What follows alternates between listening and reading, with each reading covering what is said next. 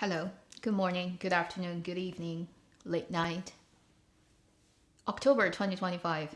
This is the live stream of this month and one of the earliest live stream of a month I've ever done. Hello, people. Let me know if everything is working, it all sounds good, and that's good. Yesterday was China's National Day. I was thinking actually doing it on October the 1st, but I couldn't do it for all kinds of reasons. So today is the closest thing. And it's way too early for my normal monthly live stream, but I was it's National Day week. I mean, in China, people are all off, having their holiday. So I'm just gonna pretend I'm having a holiday too. So, hello, October the 2nd of 2025. How's everyone doing? You're all surviving okay?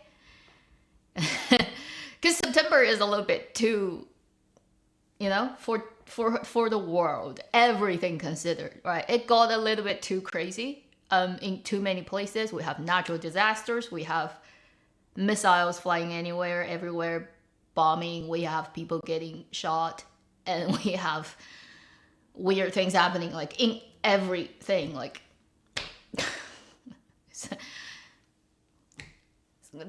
the fact that you're here watching my live stream means you've made through September. What an achievement. What an achievement. So, hello from everywhere. It makes me feel like talking about Dramaland is just such why do people even care? I am a drama reviewer. I'm kind of from the industry, right? But now I look at all the things going on. I'm like, why should anybody care about television series? It's just so irrelevant in comparison to everything that actually matters in our world right now. It's just who cares, right? And yeah, it's a not necessarily new haircut. I just cut short. That's what I did. I made it shorter.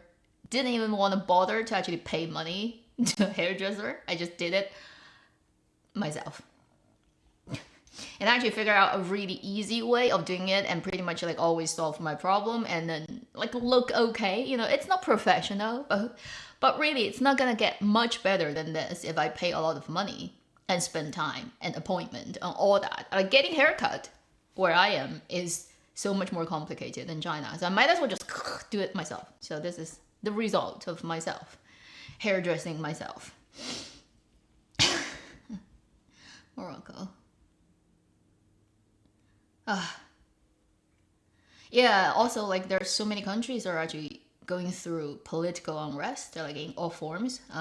This month too, September, it's insane. The amount of every day you wake up, you're thank heavens I'm still alive. It's yeah. Oh, from London. How are you doing? I haven't been to Europe. I haven't been to the UK for 13 years now. Last time I was there was 2012. And I did spend 4 years when I was much younger. So I do have some kind of emotional attachment to Britain. But given what has happened to Britain, I couldn't help feeling that I was lucky that I didn't actually stay. Because I've got friends. I've got two very good friends I made during my university years there who stayed. They both became British citizens. They still work in London.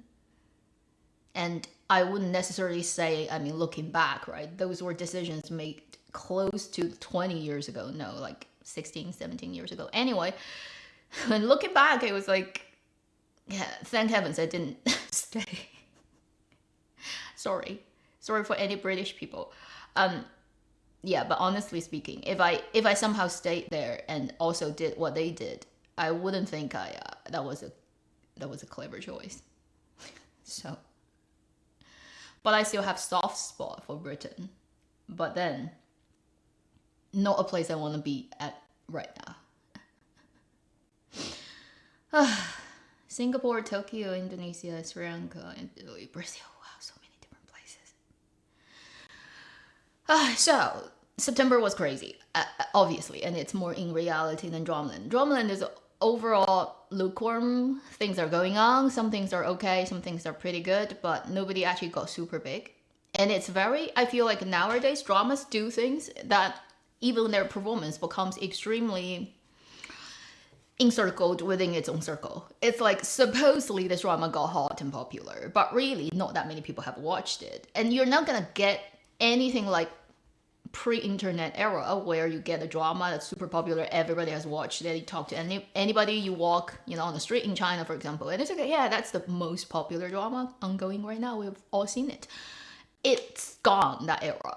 It's like sometimes a drama actually performs surprisingly well, like on data, on number, but yet in reality it seems like you never come across the person who's actually watching it. It's kind of gotten to that place. So first thing is you question about the validity of all those data, whether the ratings is real, like the numbers, you never know. Second is, even if that's to some extent reflecting certain drama's performance, no drama can penetrate the broad kind of audiences because audiences are too different now. So there's no sort of like one nationally known drama that can show up that can perform close to even like the days of Return of the Pearl Princess or any of those older dramas in the early 2000s. That era's gone. That's what you can see. So this month, there are a couple of dramas that can kind of performed well on numbers, but it's like I don't see any living humans actually talking about it. If you go online and look at whether usually a very hot drama will get a lot of fan stuff made, whether it's clips, videos, or articles written about it, or memes that's been produced on internet, you search, you'll find there actually isn't any like fan production going on. The second sort of creative like recreation on those things. So it makes you question about, okay, so it gets big rating, but seems nobody really cares about it because nobody's talking about it. What do you think about that? And so that is happening to certain dramas too. And then we have a lot of new dramas that kept chucking out right now that I barely have time to get through them all. So although it's September, it's like a 30-day month instead of 31. Somehow there's so much happening within the month. So there's so many things we can talk about. We're gonna be very, very quick going through everything I can think of today.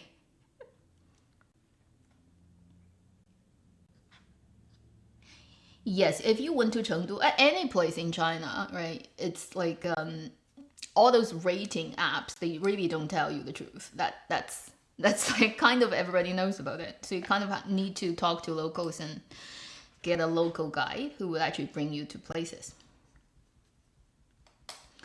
So we're gonna quickly talk about everything we can think of. First, just like a couple of like gossip stuff, like probably is, I know a lot of people want to talk about Menglong thing. It happened oddly enough very close to proximity to the Charlie Kirk thing in America. But like I said, look at the police report. It just says it's accidental. There's no criminal kind of anything involved in. They would have to look at the place. They have to do all the forensic things and tell you it's not murder.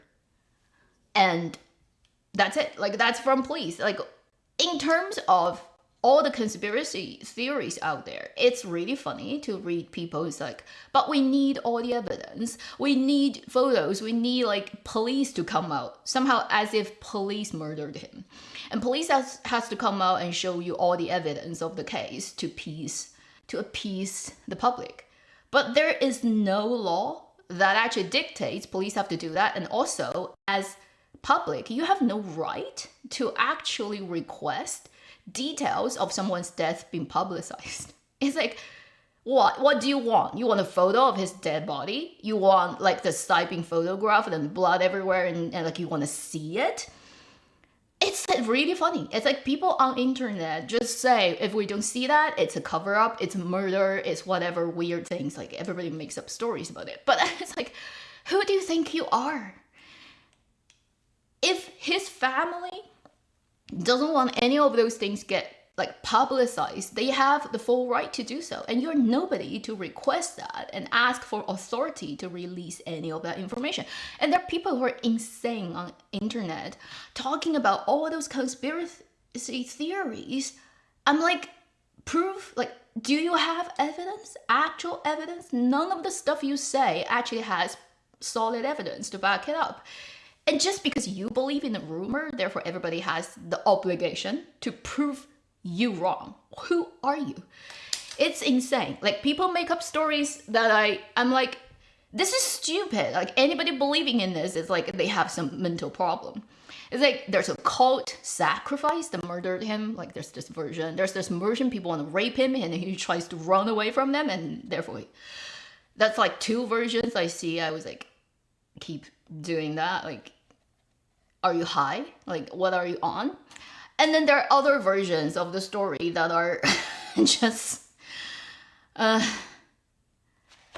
they should join the, I don't know, those like weird internet groups that believes like the world is run by lizards or whatever. So I have nothing to say about this situation apart from there are too many morons out there, okay, and they have too much time on their hand and have nothing to do. Therefore they like put all their effort and energy into this. I'm like, it's sad something like that happens. It's unfortunate, but a lot of people who are like screaming for justice out there, they are not his fans, okay? Like, they've never shown up previously for anything. They're just here. They're like hound after blood, after internet drama. They just want to prove their own existence because they're losers in real life. They have nothing they can show off on. So this is the only thing they can do. And it's just too stupid to waste time on it. I feel very sad for his passing. It's just sad. It's like very, very sad. But just because you're a celebrity doesn't mean that you're exempt from accidents. Okay?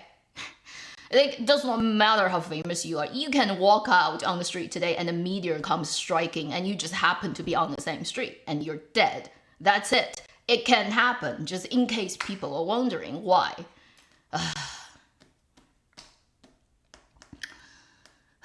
And these people, they're just like wanting attention. They're milking his death. They're sucking the blood off his unfortunate death so that they can get attention. It's like pathetic, okay?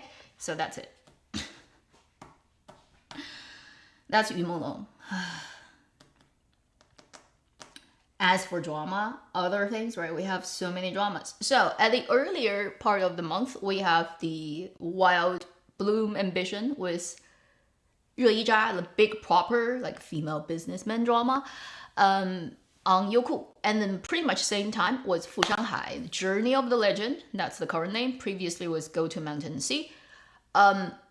Supposedly the Wild Bloom Ambition, that one did well because it's CCTV, like all those satellite television. Seems like it actually, the number wise, it got over, like it got bigger than this Thriving Land.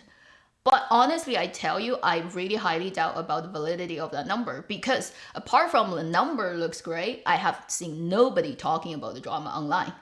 All the major reviewers, all the other, like if you just, like look at what people make, it didn't get people discussing on it very hotly like this Thriving Land, not even close. So I don't know like how that number got there and what it means. But to me, that drama, I watched about 8 episodes or something and I gave up on it. So that's Wild Bloom Ambition with Rui Zha and Yang Youning and Mao Zijun and all those people. That drama's problem is it is a full-size drama, but it's made so much like a short real drama that makes no sense at all. It completely cuts out connective tissues of storytelling. It only gives you plot point after plot point after plot point, smashing your face with it without telling you the logical sort of connection between scenes. That's the problem with that drama. I had too much when I watched those episodes because I feel like I was insulted by the writing of that script. The actors are okay, but it's not their fault. It's how the story is like put together. It's like they can't wait to rush to the next plot point, and they don't care about the logic of things actually working together. In the first episode of that drama, literally so much has happened. You can actually make a 5 episodes drama just out of the plot of everything that happened in episode 1 of that drama. And I got like inundated with the information. And I was like, what the heck are they doing? They're trying to cram like 200 minutes content into a 40 minutes. And it was, nobody knows what's going on. Everything is rush. And it actually doesn't regard any logic. Like things get completely illogical, just put together really hastily. And I was like, I'm not watching this. This is too much. So that is a wild ambition, like Bloom, 灼灼韶华 with 热依扎. If you've watched that drama, episode 1, just go and watch episode 1 and you tell me like it makes sense for that much stuff to happen in one episode. If you tell me that that makes sense, then I have nothing to argue with you. You can keep watching it and have fun. I was like, I'm not watching this. This is not treating me with respect, okay? And what are they thinking? What are they thinking? So I quit that drama pretty much after she got married, after the guy came back, like the first love came back trying to get her away, and then she refused. She stayed at the family. And then like pretty much to the point where she almost to the point where her daughter dies. I'm like, it's too much. I can't watch. So I left that drama. Fu Shanghai also watched about 8-10 episodes and then gave up. So that's Cheng Yi's drama, Go to Mountain and Sea, and also Journey of the Legend. First thing, very low quality. It looks like it was produced mid-2010s. And again, I think if you don't agree with me on anything about this drama, you agree with me on this point. It looks very, very poorly made. It's like it has no money. Costume looks shabby, sets, lighting, color, everything looks very rough. And it's just ugly. It doesn't look good, okay, as a period drama. And all the sets and a lot of green screen, that looks very fake. A fake horse jumping in the sky is like, oh my god, that looks so bad. It's like Hua Qiangu does a better job than this, and it was 10 years ago. So, Journey of the Legend just is very poorly made. I highly doubt the 300 million so-called budget of this thing is actually real, or they actually put that money in this, or they probably spend 60% of that on promotion. And then the other 70% of the leftover on paying the actors, and left a tiny bit money to actually do the production, so everything looks like shit.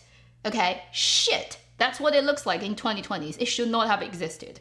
A lot of low budget period drama, short dramas look better than this, and it's unforgivable. So, cheap is the first and direct visible thing that you can see about this drama. Then all the things that happen afterwards, when it airs, people start to dig out, like actor was holding the script when they were shooting and they didn't even cut it out.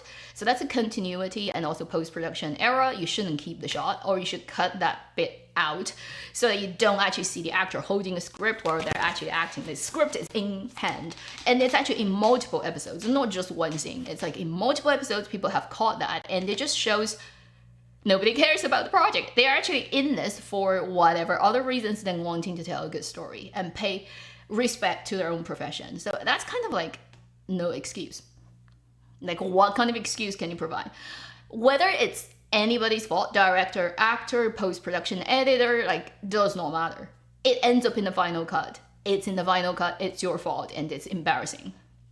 And then other things of it, honestly, when I watch about 8-10 episodes, I was like, I don't feel like they really want to tell an engaging story. They're just like, let's just keep rolling and see where we go. It's like nobody actually knows what they're doing. And then the only guy who looks like he belongs to a wuxia period drama is the guy who plays Liu Suifeng. Is the guy who plays the Mo, right? The bad guy who pretends to be another person. Like, he looks like he belongs. His means business, the actor. And also he looks like he belongs to a wuxia drama. And then everybody else is like, I don't know why they're there. And as for Cheng Yi, his like not improving line delivery is just as stable as Ren Jialun. They should really make a club as Chinese actors who cannot do their lines, and who cannot do their lines for consistently years and years. He's one of those people. Okay, what can I say?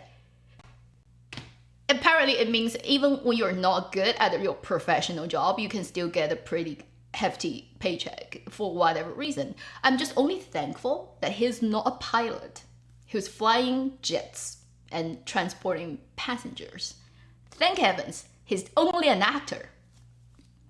Okay, so that's that drama. I don't really have much else to say. I'd say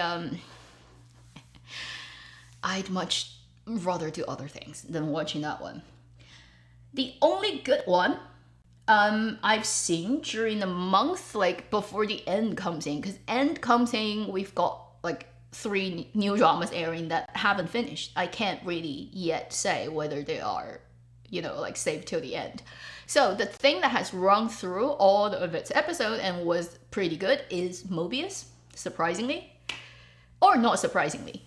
It's a 16 episodes drama, so it's not like too heavy on its like load. And then it's a thriller, right? Like you don't get that many good thrillers these days. It's another time loop drama. Again, probably Bai Jingting has something to do with time loop. Like, look at its astrology chart, you may find something interesting about that. Anyway, it's another drama led by him, short drama again, produced by a completely different group of people, but time loop nonetheless. Like a couple of years ago, Reset with Zheng Yangguang. That one is even shorter. This is another time loop, but it's a more complicated story, and overall very high finishing result. That's like, compared to everything you've seen this year in Chinese Dramaland. I think it's pretty safe to say that drama has done a much better job than pretty much everyone else in the same category and genre. So if you want to pick a good drama, you should look at this one. So that's I've made a video already about it, so I'm not gonna go into details. And overall, I'm pretty pleased by it, as I've said in it. And again, I want to emphasize one more point is, I think this drama really shows you, like I said in that video, what Bai Jingting should be focusing on. If he's clever enough, or his team is clever enough, they should pick similar scripts. That really is more hinged upon the particular character and the events that happens, the things they do that are kind of the attractiveness of the story. Here, he's a very successful policeman, like detective type of thing, but also he is the person who can see a time loop, so that gives him the edge. It's like doing specific things that are exciting for audiences to watch, that are like spectacular. That is the best type of role he should be taking. He shouldn't be taking like First Frost roles where really nothing is happening. It's just a sort of like dreamland for girl fans, fangirls to project their boyfriend daydream on him. That type of drama just actually makes him less attractive. And weirdly enough, it is the hardworking, getting things done and figuring things out, clever Bai Jingting that makes him look more attractive. Think about why he got famous and popular before he even got those dramas. It was Who's the Murderer? It was the variety show. And it's because he's kind of a pretty quick and clever guy in that show that made him famous in the first place. So it's not surprising that when he's playing, again, clever, quick thinking guy who solves a problem in a high pressure thriller drama, that you kind of like really, like, it works. It just works for him. And he's not by any means the talented natural actor who can just pull anything off. He's not that type of actor. So the best way is to find things that you're good at and doing that, right? Easy to think about that. So, I mean, this one proves that's his comfort zone, and that's the zone where he can actually pull it off and everybody feels pretty good about it at the end of it. And you know, if it's like, yeah, keep doing this type of drama, don't do First Frost, it's not his forte. In terms of whether he's redeemed himself, first, what he's done at the variety show is not a crime, okay? He hasn't murdered anyone, so it's not like you can put him up like in the prison for what he's done. It's just kind of like embarrassing and not pretty. In the long run, right, how heavy that's gonna impact him is dependent upon everything he's done after if he's gotten his lesson, and if he's like figured out he's being stupid, and I mean, when you're young, you can be stupid. That's like not surprising. If eventually, you know, he kind of learns things from it and he doesn't keep doing stupid things, it's not like it's gonna destroy him forever. Not that. Like, it clearly you can see he's still getting offers and making stuff happening. Highly dependent upon personal sort of like future, like his attitude and how he's dealing with these things. You know, that's it. And he never, I mean, he isn't like the tier 1 top popularity super hot people in Dramaland anyway. And maybe it's just gonna, like, you know, like, if it keeps like the current situation, it's not bad, okay, for him. I just hope like his team who are dealing with his actual sign-up contracts with shows can actually see like what is his comfort zone, and just before you can actually successfully jump, like you have enough ability and capability to do that, you should like very wisely, right, do the right thing. I don't know what else I can say about it, but I think this drama just shows like his strength is more in this type of stuff.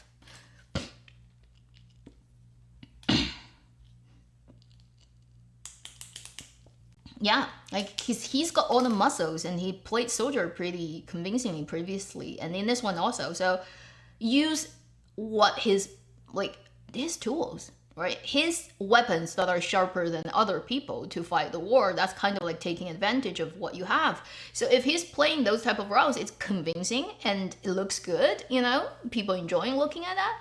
Instead of like being a brooding, handsome, cool guy, the girls just like can't help. I mean, like, that's just not okay. Please. And also like him being light and funny and sometimes making all the jokes and is actually more suitable for like being this serious, stern, aloof, cool guy. It's just not, like, he doesn't even have that face really to pull that off. So Baijing team, right? Mobius works. First Frost to me is like, no, okay. I'd much rather watch 10 Mobius like dramas than one First Frost. It's just no. Also, like, he probably just has the athlete and the physically very like agile kind of nature. So he should play those type of roles. It just fits him. Is it better than Reset? It's very different.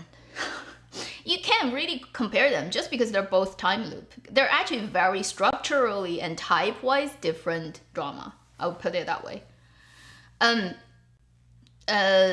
Mobius is more of a thriller. It's more of a complicated, like typical criminal police drama of a lot of people involved in a big thing, right? Instead of Reset is tiny. Reset is like a bomb, and it's just one couple who are unhappy about the society and what has happened to them. It's kind of very limited and very single, and there's like a lot more entanglement of people's different motives and what they need and want and conflict in Mobius. So it's not really the same type of drama. Also, Reset reads very mainland. It's vibe, it's set, it's people, it's police, it's bad people, good people. It's like very mainland China. Whereas Mobius reads very much Hong Kong, you know, like Hong Kong television. That kind of police drama vibe, like you get it immediately. So it's quite different. Even the looks are quite different. While that is ongoing, there are a couple of dramas I've noticed but didn't spend time, but I want to quickly mention them. One is the game, right? On Steam, I think you can play for like, what, 10 Canadian dollars to play that whole die 100 times as a concubine in Chinese ancient palace drama game, which is based on the ascension of the only female emperor in Chinese recorded history. That thing, I know it's popular online and everybody is like clipping it onto like social media. I took a look at it and I was like, very pretty actresses, Okay, a lot of beautiful women. That's like prettier than most dramas people. But I find it's very cheap. Not like in the look of it, but in the way they deal with relationships, humans, life and death, and it makes death a game. It's making like it's set in this harem environment where people just keep dying, right? And they die in all kinds of weird ways. And if you make one mistake, you're dead, and you have to redo it. It's making it a very game and fun, entertainment lies, if that's a word. Thousands of years of real history that was filled with blood and tears. When you think about that, I just can't sit very comfortably with that and feeling it's a game. I know it's just entertainment, right? I mean, there are worse entertainment out there, but I just feel I can't quite do it, and I feel it's really silly. And also, if you think about it, it's based on real historical figure, and it is just such a silly contemporary imagination of a real part of history that is. It's like kindergarten kid trying to play their PhD, and it's really, in that sense, very cheap. I can't get pleasure out of it. I find it ridiculous, but also like, yeah, there are a lot of pretty people in it, but like, I'm never gonna spend money to play a game like that. I find it's like the whole thing is pretty weird. That's all I can put it. It's really, really weird. That is the game. That is the game of the, I think it's like 盛世天下. What's the English name? I can't remember. It's basically you play as the lead female and you go in the palace, right? And you're trying to climb to the top, and then how many times you die before you get there. If you make one mistake and you're dead. I'm like, okay, yeah.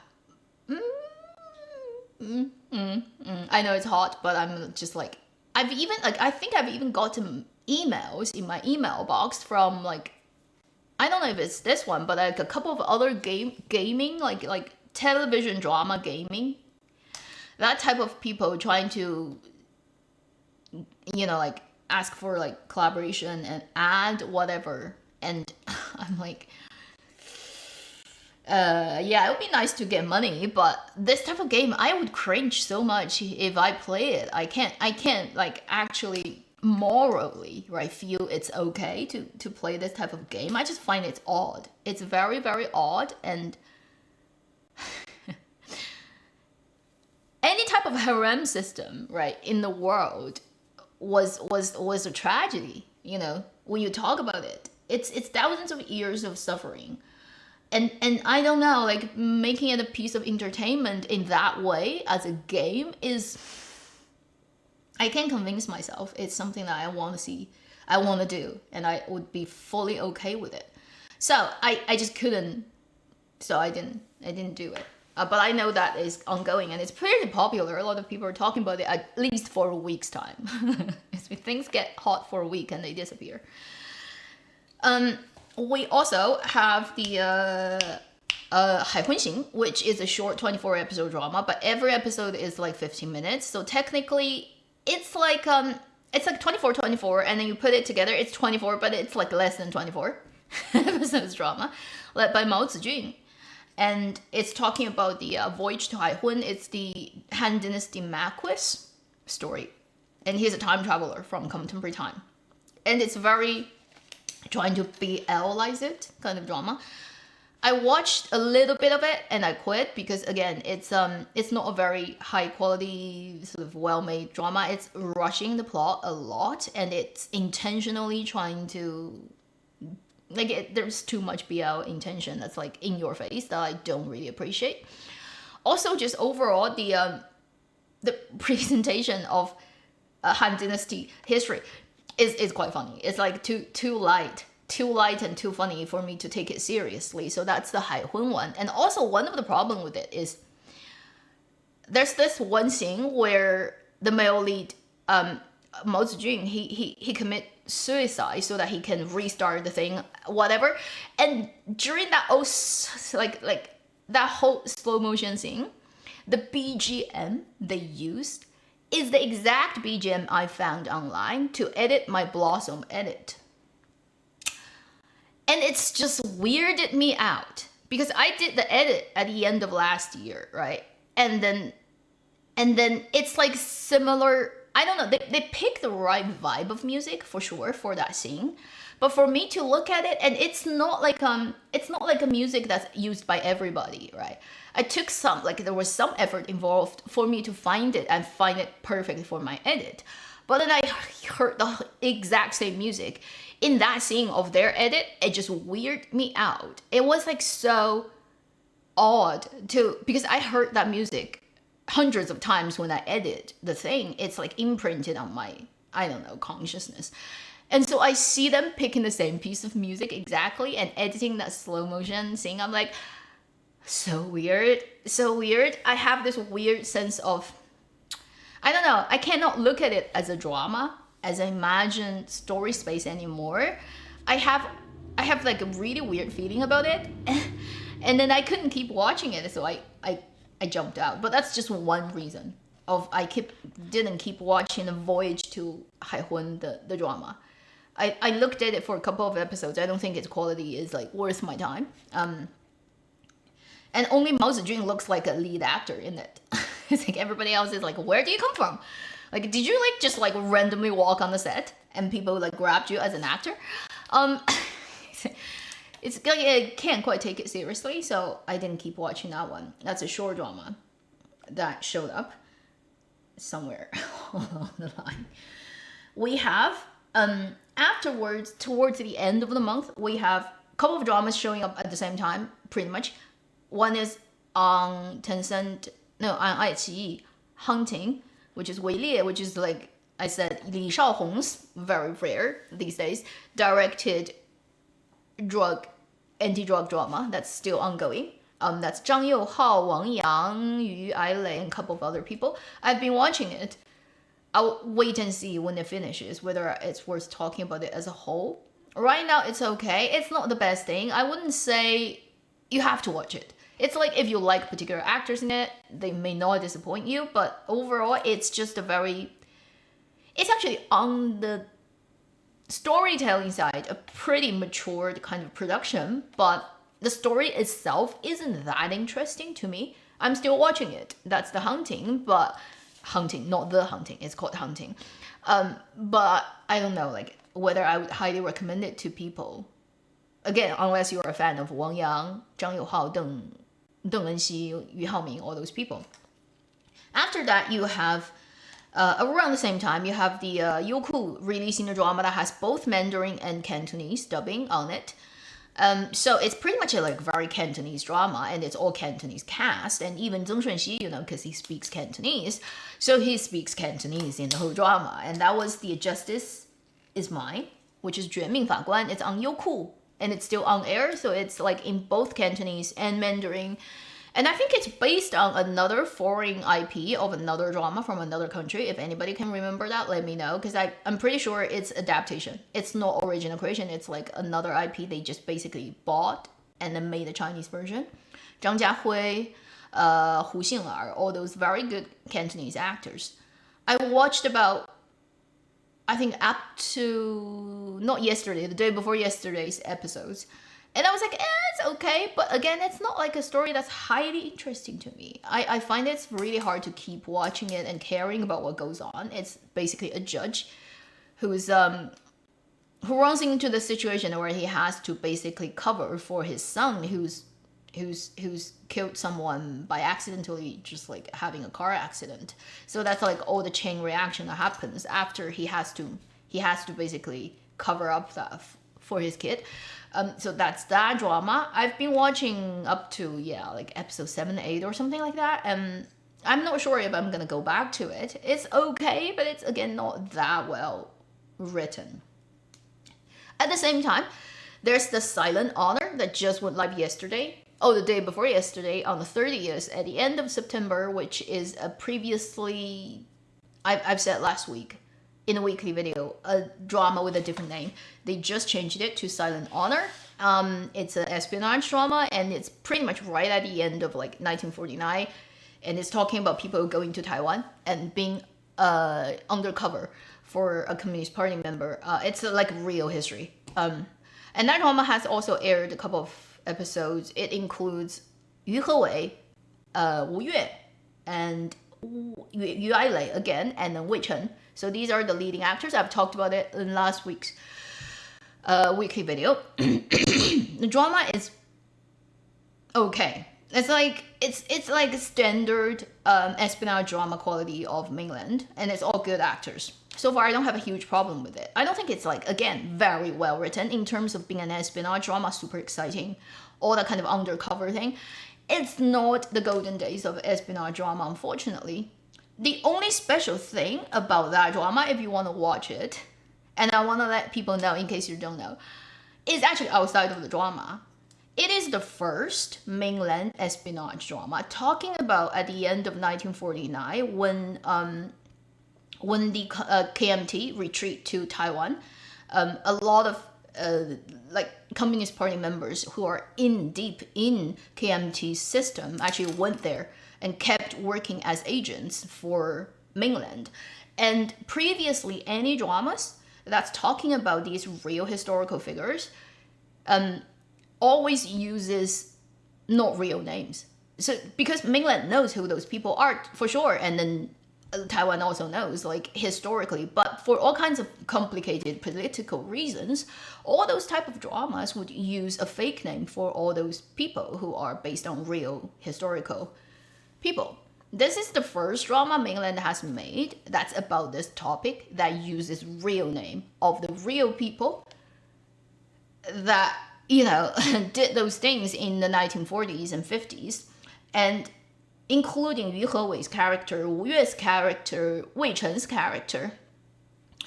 They all died at the end, if you want to know. Like, drama hasn't finished, but they all died, and they died actually a year after. So in the 1950, they went to Taiwan in 1949, 1950, they're all dead. They all get executed by KMT. And then they were all recognized as heroes, and they have like statues in the tombs, like in China. But previously, all these people, although like historically they're all recorded, dramas, when they depict these people, they never use the real name for these people. This is the first one mainland has made that uses the real name and recognize them as who they are, like as real. And then the story is fully based on what really happened between 49 and 50 when they went to Taiwan and what happened. So this is like the first time it happens. And nothing happens randomly with this type of thing in China. I'm just like, it's another thing. Signal. So if you read Signal, you would know what I mean. And it's just really funny to see it show up. I'm like, okay. The clock is ticking. Okay, basically it's like the clock is ticking, and things are moving as they are scheduled and planned. Let's see in a few years' time. So that's the special, weird, unusual thing about that drama. But everything else within the drama is pretty standard one. As for the Xiaozhuan one, like, it's still in the making, I think. 谍报上风顶, and it's not gonna come out until next year. So that's another 谍报 drama, another espionage drama next year. We shall see when it happens. Often I find things outside of drama are actually much more interesting than the drama themselves. Then we have the airdropping of Love's Ambition. I know a lot of people were trying to make me talk about it before this live stream even started. It kind of airdropped, just like airdropped on the day. And it's like airdropped in the morning, which is really unusual. Usually dramas, even when they don't air at night, like evening 6 or 8, they air like midday. This one is like morning, it's there. And there's no promotion. Love's Ambition, go and figure. So, it's Zhao Lusi and Chen Weiting's drama.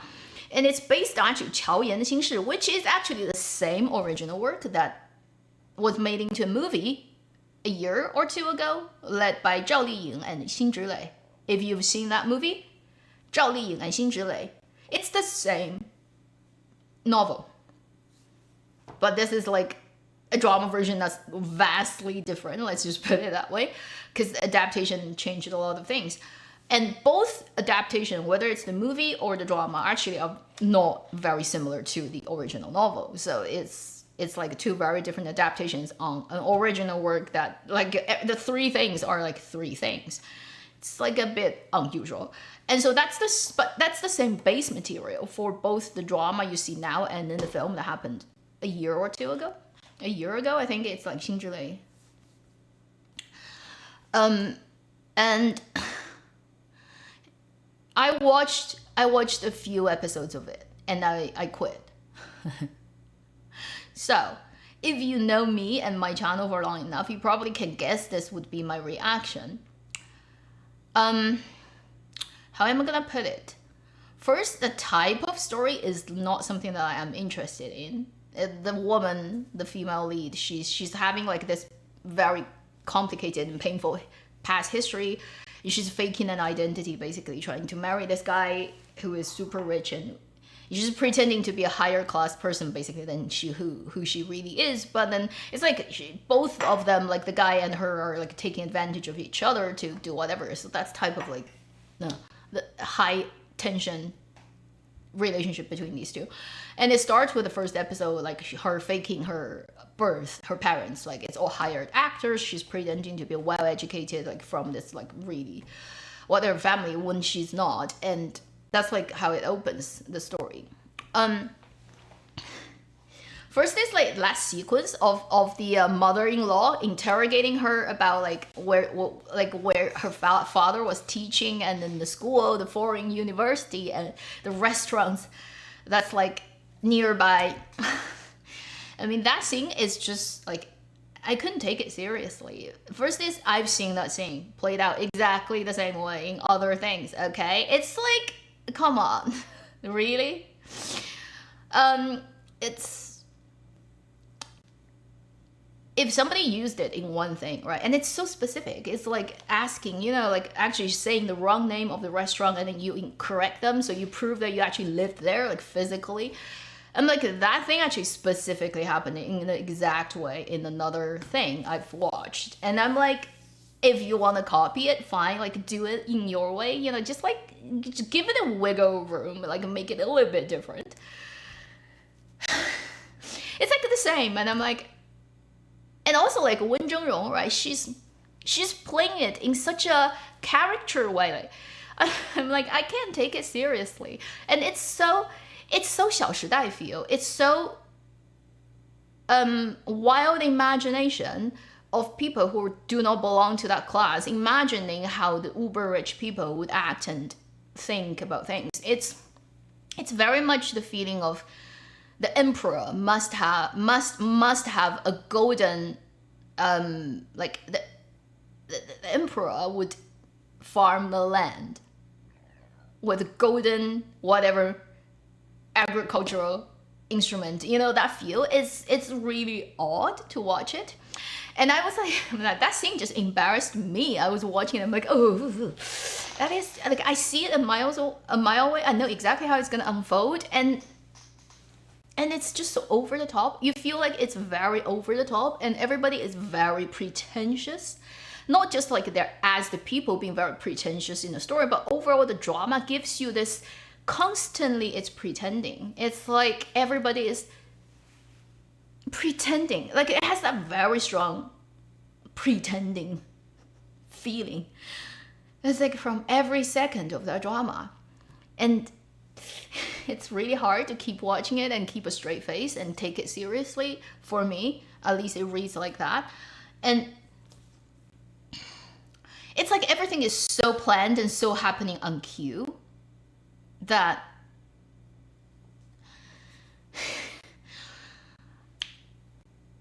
I can't take it seriously as a proper production. I think it's like a kid dressed up as adults and trying to make everybody believe they're running the world when they actually know nothing about how it actually is done. It's that drama's vibe. As for Zhao Lusi, she wears contacts, right? Like the like a dark contacts for sure, because like her eyes, when you look at her in this drama, it feels like you can't read her eyes. Her eyes are completely blocked by the contacts. You can't read her signals. And I believe she naturally doesn't have such a dark colored eye, because I've watched her like in Chen Qian years, it just doesn't look like that. And because of that thing, it blocks her. Like I can't read her expression. So with her very controlled posture, almost like trying to force herself to look like constantly I'm just doing this, right? In this whole drama, she's with that, and then with those eyes, I know I'm looking at a real person, but I seriously uncanny valley it. Like my brain just keeps telling me it's a robot pretending to be a human. It's really, really odd. Not that much to do with the plot, just watching her like being in the scene reads really weird. I mean, everyone else looks like more like a human. Like Chen Weiting, you know, he doesn't age and he doesn't really act that well, but he just always looks like that. Wan Peng as her sister, like when she shows up, right? When they're in the same scene, when they're basically over the shoulder talking to each other, it just reads so odd. It's like when the shot is on Wan Peng, it's like a real person talking with all those little things going on in their face, a little bit human details. And then it cuts to her. It's like rubber. I mean, that's how my brain would read. Maybe it's over skin smoothing, too much light, like there's no detail on her face, and then her eyes are covered by those contacts, so you can't read her. Or maybe it's her posture and constantly just like being frozen in that space. It's like rubber human. Like when I read it, like my brain would just give me that. And I just like, this is so odd watching it. My problem probably, but I can't keep watching it. I just like, also I'm not sold by the setup of the story at all. I just find it requires a lot of make-believe, and I can't do it. That's me, okay? So if you happen to be somebody who really wants to hear me say a lot of good things about this drama, sorry to disappoint you. And honest opinion, and I really can't keep watching it. I don't know what happens later. Not my type of thing, and not my cup of tea. And then I don't fan anybody. Men, women, young, old. It's like I will never be a fan of anyone, just because if you've worked in an industry, it's hard for you to fan the people who actually work in the industry, because you know what goes on. You've seen people like acting weird, and like there's no filter, okay? Halo filter, none of that exists in the world of actors for me, no matter how famous they are. So I can't look at it from a fan angle ever. Even when I mean, this is a handsome guy, it's my type, like I really like him, but it's like, that's just on that level. It's like asking me to fan anybody is like daydream. I think way too highly of myself that I cannot fan anyone. Maybe I can only fan my mother. She's a brilliant woman, okay? She's like the only person I probably would fan in this whole wide world of 8 billion people. Because I've seen her doing things and I think she fully deserves that. She's a great human being. Other than that, I don't think I can fan anyone. So, put it that way. Yeah, I feel like her probably like during the making of this drama, she probably is already not at her best kind of condition. I do feel there's a level of when she's on screen, right? She's not fully there. I feel like she probably already had certain problems that later we know now, like she had when she was filming this drama. It just like reads like there's so much she has to put up to be able to get through the shooting and be a character and function normally. It just reads very much like it has to be done that way, otherwise it wouldn't even be done. It's like she wouldn't even be able to go through it. You can almost read that. It's like the whole rubber feel is like there has to be a completely pretended, made up person in front of her to get her through the actual work of play a role in a drama. I think that's like how I read it, and I feel in a way it's just really sad. Again, it tells you this industry is a really sick industry, and for people who want to swim in the industry easily and at ease and be fun, you really just have to have a kind of like a mental state of somebody who doesn't give a shit. Truly, like, not pretending. It's like you don't care about other people's whatever opinion about you. You don't get actually manipulated and waved. You're like, I don't give a shit. Like, you actually have to be that type of person to stay long in the industry, has a longevity, and not get destroyed, not get like mentally, physically completely crushed. I don't think she's that type of person. People are just built differently. She cares too much about other people's opinion. Yeah, it's a wrong career choice.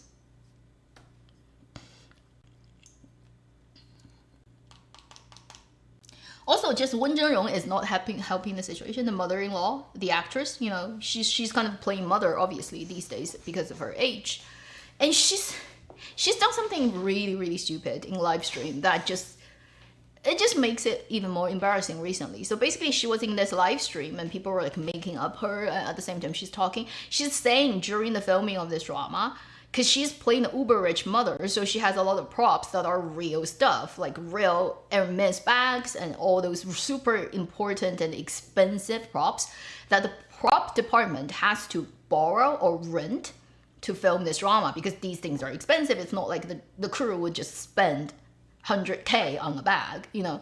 So she literally was talking about that in the joking and having fun and chatting away and not thinking about it. Basically, she's saying the props department were watching her, like when she's filming it, very carefully in case she breaks it or makes some, like, destroys it, and they have to come, like, the money is gonna be high. Yet she's just making a joke about, yet she put her snacks and things in it, and it makes the prop department so like on edge, walking on eggshells, in case she dirties it, soils it, makes some, you know, like destroys it, and then they have to pay the money.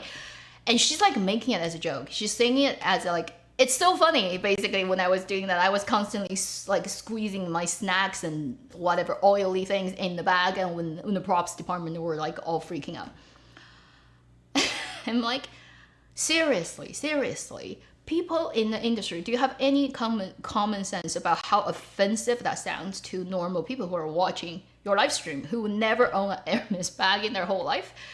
And they would think not as you. They would think as the prop department worker who earns like 5,000 RMB a month, okay? And then you are having fun and making their job difficult with things you don't have to do, right? You're just like doing what? Like what? Yes, like putting snack in your bag, like makes you look what? Can you not do it? Can you do other things? If you want to put your snack in other things, do you have to squeeze it in your Hermes bag? I mean, everybody watching the live stream would just think from normal people, the people who work in the prop department angle, like how stressed out they would be and how freaked out they would be to see you do that. And like, she definitely doesn't think it's a thing. Therefore, she's talking about it in live stream as like a joke, as like anecdote on my workings on the set, where like people watching the stream is like, is she mad? Is like, what the heck? The fact at first you did it, second, you actually don't think it's a problem at all. You're talking about it like a joke. That's like super, super stupid thing and offend so many people. So that clip got like on internet and everyone is like, really entertainment business people, we just can't deal with you anymore. You're literally belonging to the enemy class now. I mean, from a public's view, it's like, who the hell do you think you are? And it's so stupid. While the drama is airing, and obviously she's doing live stream to kind of like help the, it's like backstabbing your drama as hard as you possibly can.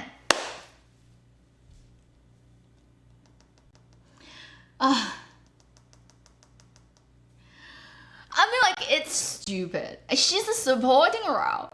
And it's not like, yeah, directly it's gonna do too much damage to the drama, but it's embarrassing, okay? And it's bad for her. It's like the same thing with Zheng Li.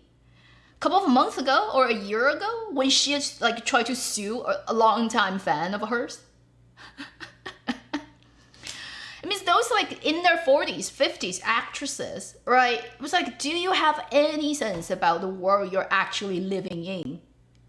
It's insane to see these people. I'm like, no wonder you never got hot and popular when you were younger. Apparently you like don't even know how to be a decent human.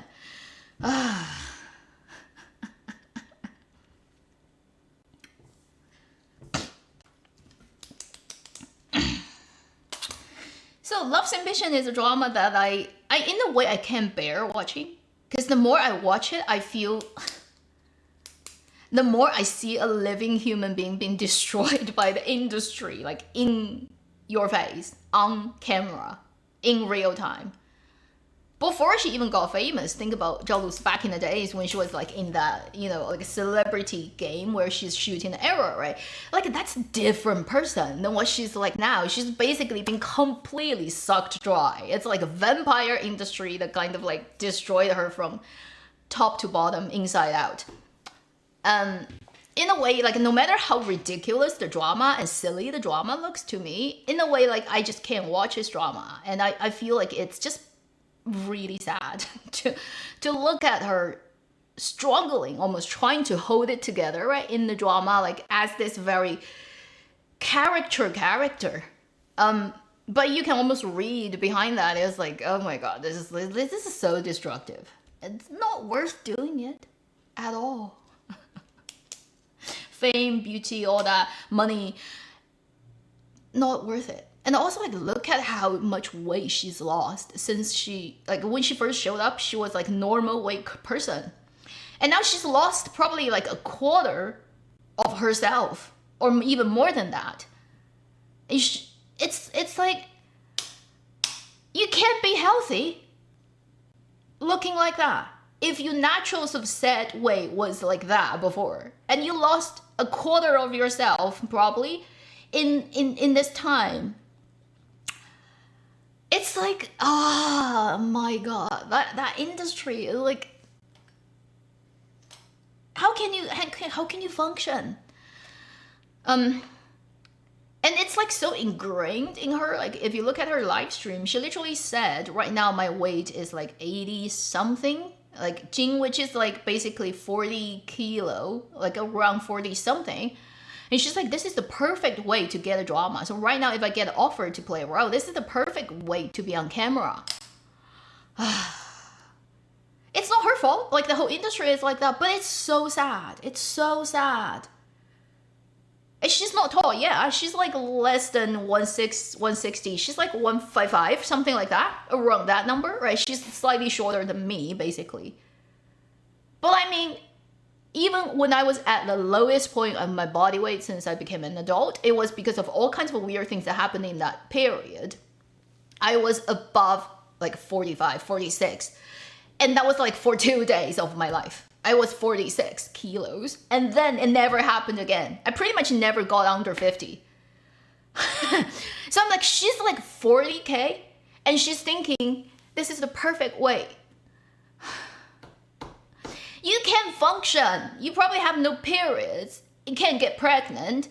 Your hormones are all out of whack. If you're not naturally, like you don't put any effort, you're always that skinny. There are people who are born super skinny and you can tell, like they have this weird bone structure that's different from our fat people, okay? And it's like, if you're naturally like that, there's nothing wrong. But you naturally are not like that. And you're keeping yourself at that weight. I mean, your metabolism is just gonna be shit. And there's no way you can function. You can't even think. Your brain is literally going to be starved and it cannot function. So your emotion is completely out of whack. You cannot think straight. And under the high pressure working environment of entertainment business, I'm surprised she's still alive, really. And it's just insane to look at this. So it's sad, like if you've watched her Chen Qianqian, right, back in the days, you know, compared to what she was like until now, it's like the life energy, the life force got sucked out of her completely, and it's so sad. I just feel really sad because I remember early days. I feel like, wow, she's really unique. You know, she has that energy, bubbly energy. It's very different from a lot of actresses, and really like that. But now it's completely gone. It's completely gone. I feel very sad about that. That's it.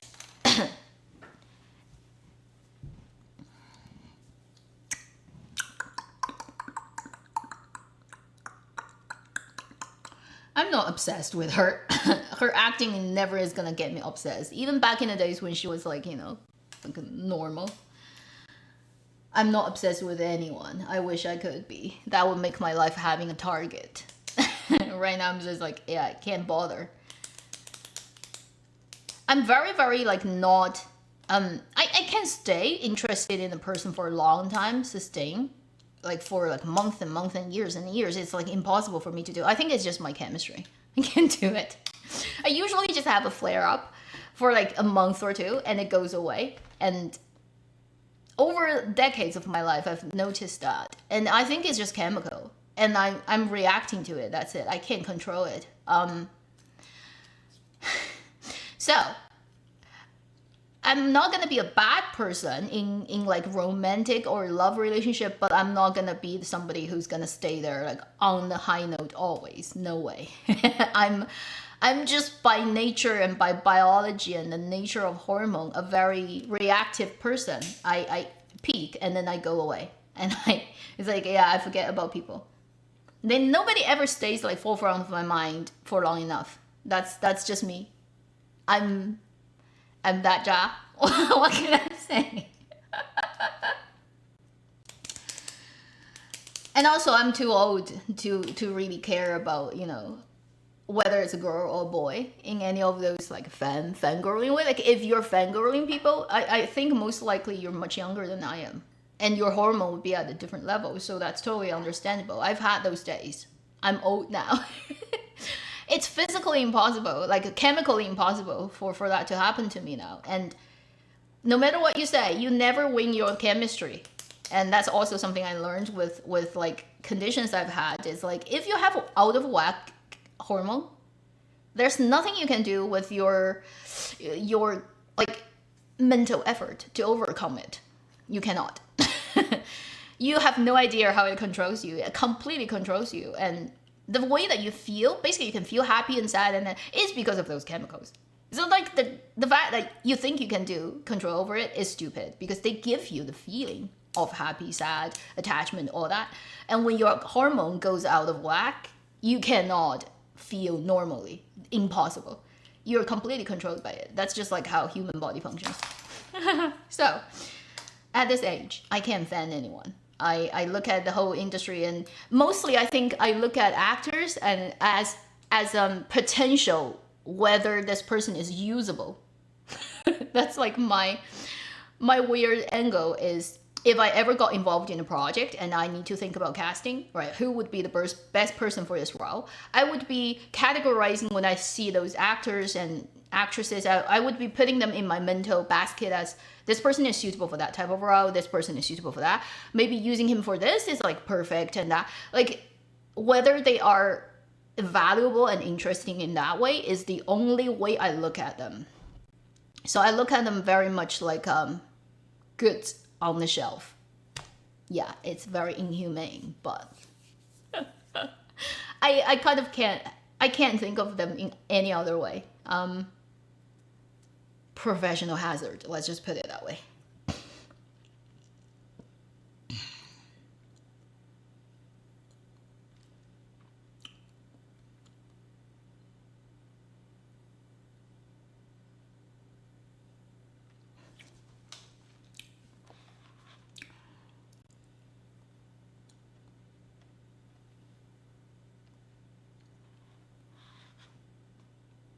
Can't quite read somebody's writing, right? It's like gibberish. I don't care what you think about me. If you care to know, okay? I've long passed that. I've had too many encounters with fandoms in my years of having this channel that I really don't give a shit. So whatever you want to say, you can say it. I'm not gonna care. Have fun. Next one, what else? So these are the major, bigger dramas that are ongoing. I think I've talked about everything. that's ongoing. Even the like latest one that went live 2 days ago. And I think there's the new one that just came out today or something, or today or tomorrow. It's the Li Qing and Chen Zheyuan period drama that reminds you of a lot of other female general dramas that has happened recently, right? Of Zhou Ye and Cheng Lei, and then Cheng Lei and Song Yi, and now it's Li Qing and Chen Zheyuan, and they all look the same. They have the same poster style. They have the same kind of like vibe, and I can't even tell them like from one another. I have to actually stop and think, okay, that drama is that title with those two people, that drama is that title with those two people. So the new one kind of just happened. Is it today? The Chen Zheyuan Song Yi, 一笑随歌. Again, the titles are so ridiculous these days. You can't even remember what they are. It's like, what do you mean? For example, 一笑随歌, is that the name of the actors? Like the characters? That's why it's named like that? Because the word doesn't mean anything. You can't understand what it means. Oh yeah, it's October the 2nd, midday. So it just aired today. What's the English title? Anyone can tell me that? I'm trying to find it, but on their website it's just like Chinese title. No, on their social media. Let me just read it. Trying to find the English title of it. Have to enlarge the poster. Oh, Fated Hearts. Okay. Yeah, that one just went live. So that's like the latest one. Obviously, it just went live like 12 hours, something like that ago. So I haven't yet seen it. Is it good?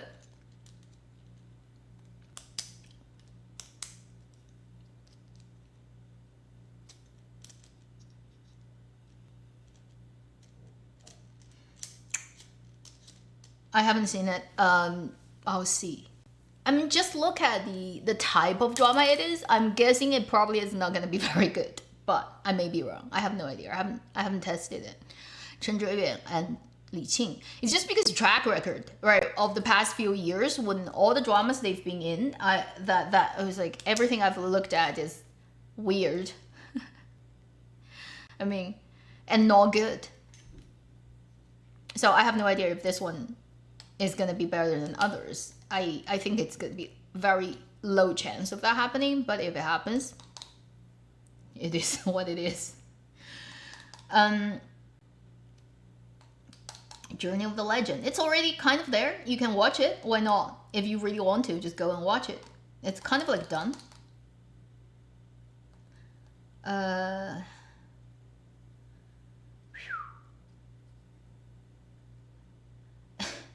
I'm here because of Lu Si. This is not like dedicated to her channel, and I barely watched much of the drama. I can't talk much about it, so I wouldn't have any worthwhile thing to say. Sorry, but I just don't have that. Okay, what am I gonna go off on? Waiting for, okay, so today after this I probably will go and check the Li Qing and Chen Zheyuan, and hoping it's not completely, but I'm very worried. Actually, I think it's, I can't see much hope for it to be very different from the other dramas we've seen this year, right? The other two.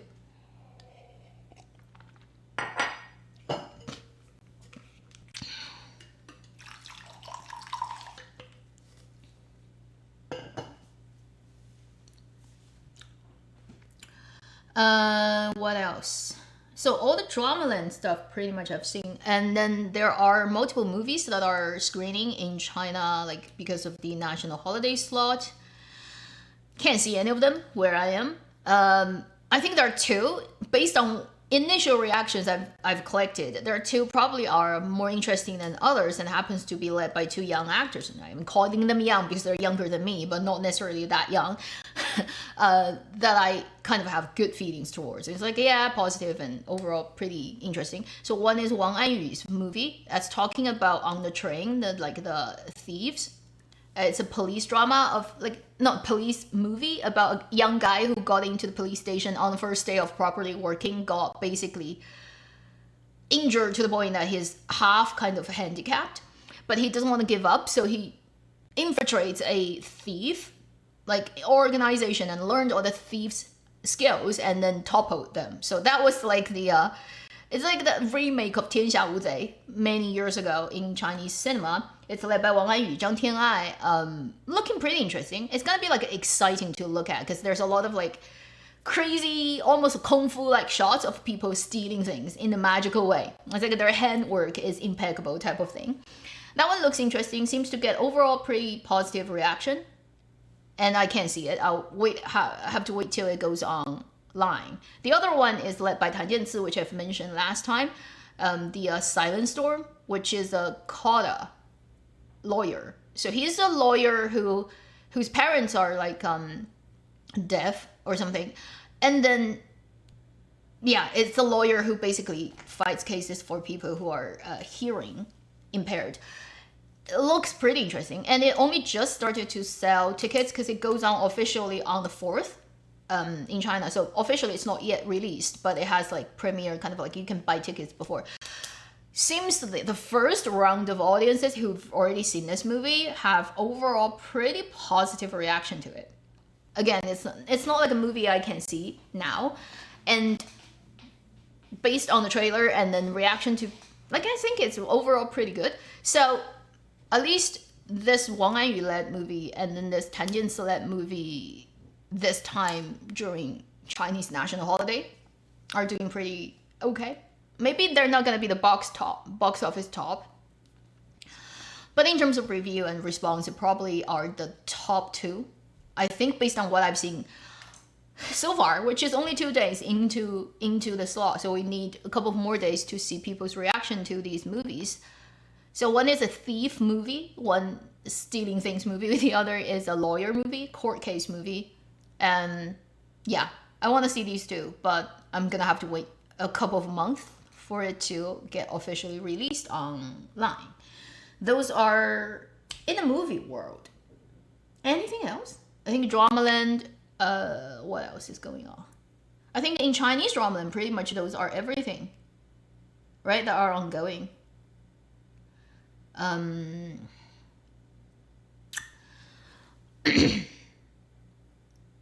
What else? Internationally, recently, Emma Watson tries to make up with J.K. Rowling and got refused. It was like such a good episode to watch. It's a boomerang finally comes back. And I've read every word of J.K. Rowling's letter to reply to Emma's recent sort of like action when she was on this talk show, right? And I read every word. I'm like, this is again showing you don't screw writers, because they're so proficient at talking properly but then being absolutely ruthless. I love her. Her words are just like, I'm so happy to see that happening. Because as a Chinese, right, first is like political correctness is like we don't care. It's like we're so blunt in that department, nothing gets to us. The second thing is it's a very basic moral thing. I think for most Chinese people, there's like this pretty much agreed value is you cannot do something which is 端起碗吃饭，放下碗骂娘. Okay, this is a very famous line, idiom, which is when you hold up your bowl, you start to eat. When you put down your bowl, you start to curse your mother who cooked the food for you. So basically what she's done, right, during those years of DEI is 端起碗吃饭，放下碗骂娘. And it's even worse because she's literally made because J.K. Rowling wrote the book and created a character. If there's no her Harry Potter book, there's no Hermione, then there's no role for her to play and become an international celebrity and star. So everything has like cause effect. Like it's a streamlined timeline thing that you cannot argue with. And whatever the reason it is, the thing is when you bite right on the hand that literally created you, and you think you're just gonna get away with it, and you can make up. It's like, it's like funny. And for most, like everything I've ever noticed, Chinese people talk about this situation when they know about what happened with J.K. Rowling and all the actors from Harry Potter movies. Pretty much Chinese people only have one opinion, which is Slytherins are the good people, and surprise, isn't it? It's the Gryffindors who bite back on you. And it's like 蛇愿最有良心. The snakes have the best conscience. And so pretty much everybody in China is like supporting of like the actors, like pretty much all the actors who are basically in the Slytherins, right? They supported her, and we're like, that's like Chinese public opinion about this. So when this happened, pretty much if you look at how Chinese people are looking at this, everybody is like, well done, JK. and what she writes is like, yeah, she writes so well, so well. Yeah, Draco, right? Draco, or like, isn't like his dad's actor, and also Voldemort himself, right? they're like, they're normal human. Surprising.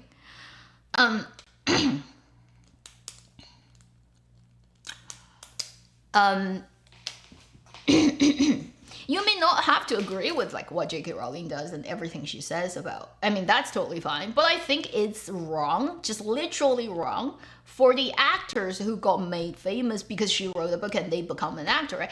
Like, you have to think about the cause and effect thing. For them to...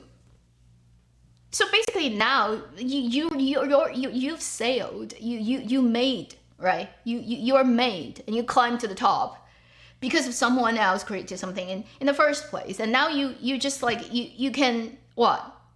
This is basically 忘恩负义, okay? Chinese idiom. Forgetting somebody's good deeds they've done for you, and then you've done something that betrays them. No matter, in other people's opinion, whether this person that you've betrayed is a good person, perfect person, wrong person, whatever, from your point of view, like what you've done is you've betrayed them. And that is just like, no matter what circumstances, it's like 忘恩负义. It's like in 江湖, in 武侠novels, you're gonna be the person who's gonna get chased down by good people. I'm basically saying what you've done is wrong. We don't care about the other things, but what you've done is wrong, okay? And you have to pay a price for it. And I mean, it's 朴素的价值观, okay? It's just normal people's common sense. And it's particularly like I would say unforgivable, but Chinese people will really look down on you when you do this. It's like despicable act, like immoral. And you're very low when you do that. And yeah, so don't try to convince a Chinese person whether a 忘恩负义之辈 is forgivable. No, it's not. Never will be. Okay, that's just Chinese people. Very basic moral standards. That's it. So, it has nothing to do with like the transgender, like don't put that on this. She has no right to do it. That's it, right? Because she literally came to be a star because of. And what you've done is basically 忘恩负义. So it's not forgivable.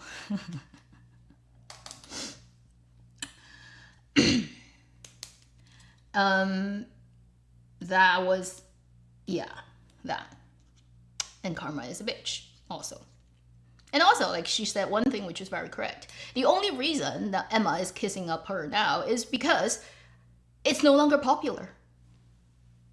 It's no longer popular.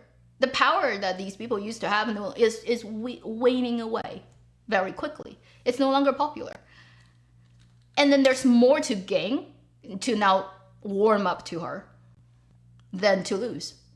And so it's very calculated actions, and it's purely from selfish point of view, right? That's where like it's obvious. Everyone can see that. So, I mean,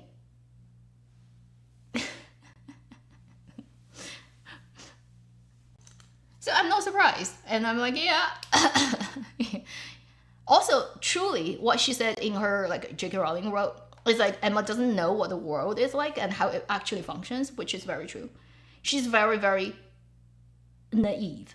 and she's inexperienced because she got famous too early. So she basically got separated from the real world. She sees no real suffering. She doesn't understand the real sufferings of people. And JK is like, she's much older, and she's actually personally lived through very difficult conditions.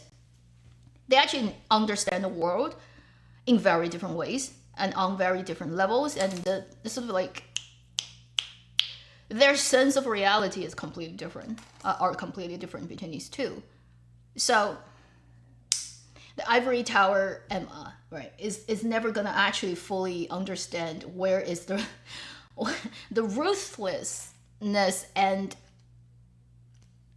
experience and wisdom that people like J.K. Rowling can have because of their very different age and background and how they, how they got there, basically, how they got there.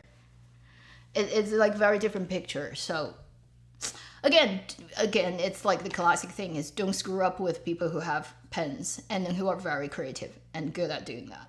Because your name is going to be recorded forever with their pens. So one thing is like they can do something that will make you famous forever.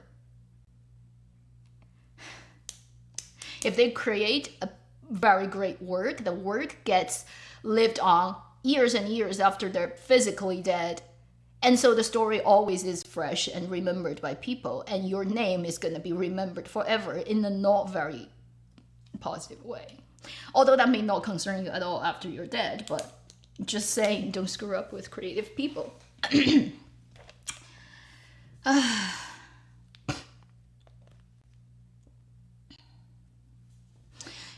like if you truly believe in what you say, which like there's one person these days who is really doing it like killer, Greta Thunberg. I mean, previously she was laughed at as a clown, right? Now you look at her, she literally actually goes out physically. How many people can actually do it? You haven't found another person. I mean, she literally talked to herself into actually believing and doing what she does. So she's moved from a kid and clown to a soldier. I mean, you can argue whether you agree with her and what she does, but the fact that she actually goes and do it is like 论迹不论心. Another thing, right? It's like you look at what people do, not what people like say.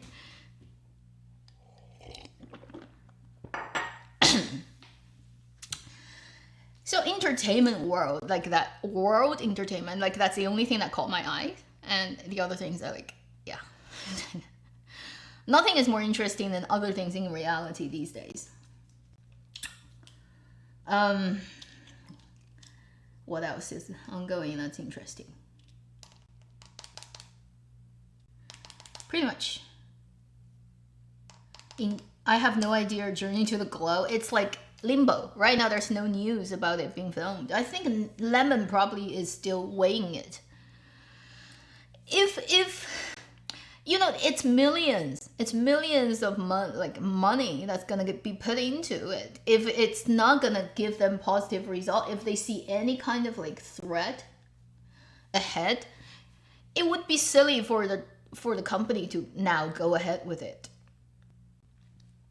What if something happens in a couple of months' time, you film this drama, and what do you do with the money you've already invested in?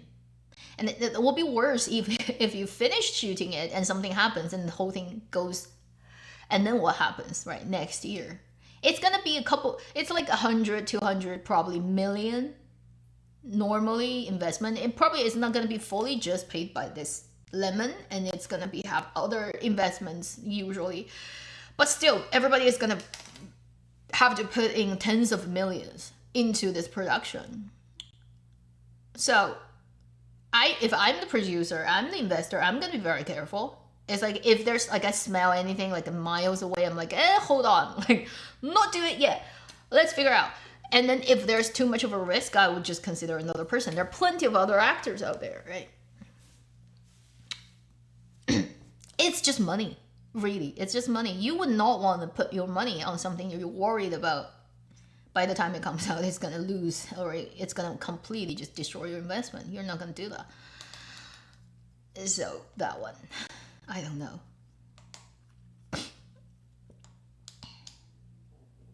Changing cast, is that easy? What do you mean? Have you have you not heard so many dramas literally change actors halfway when they were shooting it? They've already shot it, like half of it, 30% of it. They literally kick the main lead out and then pick another person. This has happened so many times in so many dramas. And it's not unusual. And even that happens. So it's like obviously changing cast is easy. If you have to, you have to.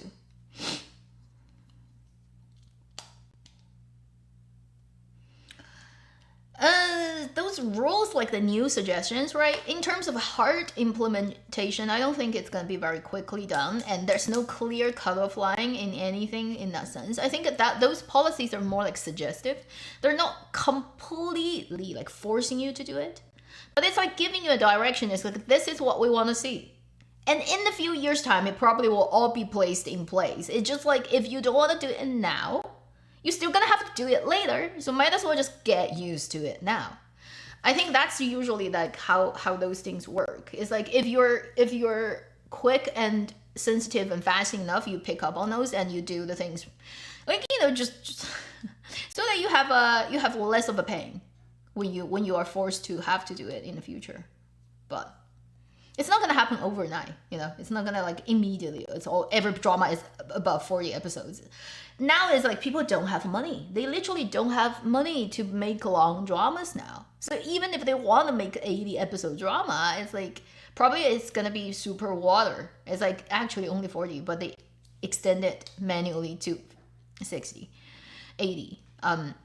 It's not like you can easily do that. And back in the days when there are like so many 60, 80 episodes drama, that was the time between the mid 2010s, right, to the late 2010s, those 5 years. That was the time when so much money rushed into this business that came out of nowhere. It's not nowhere, but it's like not traditionally how people got money, fundings for drama making. It's like a lot of other capitals rushed into this. It's like buying soybeans and no different. And it's all become a financial market, and people were like in it for profit. And they thought this is like a very good investment. It's gonna get the money back like in folds. And that's why so many crappy stuff were made back then, but so many dramas were made. And also so many super long dramas were made because there was money. There was like endless money coming in and everybody is like super busy. And now it's a gold rush has ended and nobody gives money to, and things have obviously become more and more expensive as time goes on. You have, you know, obviously money becomes less valuable. So now, even if you want to make a 60 episodes drama, it's like, who's gonna give you the money to make it? It's no longer the same situation 10 years ago. This industry has greatly changed since 23. Pretty much it's like downhill. All the money was like leaving this, running away like crazy.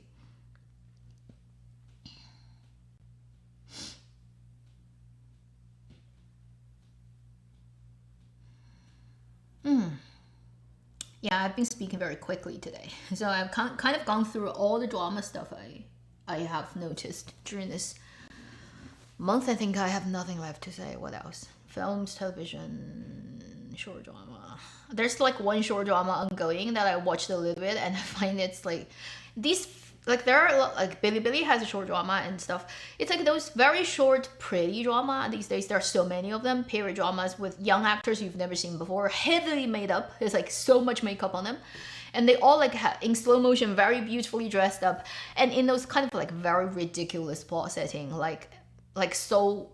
Like Chuan going into other people's body, and then in fictional dynasties, everybody is like dressed up. There's so many of that type of short dramas now, and I've tried to test and taste a few, and I kind of quit immediately after I click them open. They all just, you know what they feel like?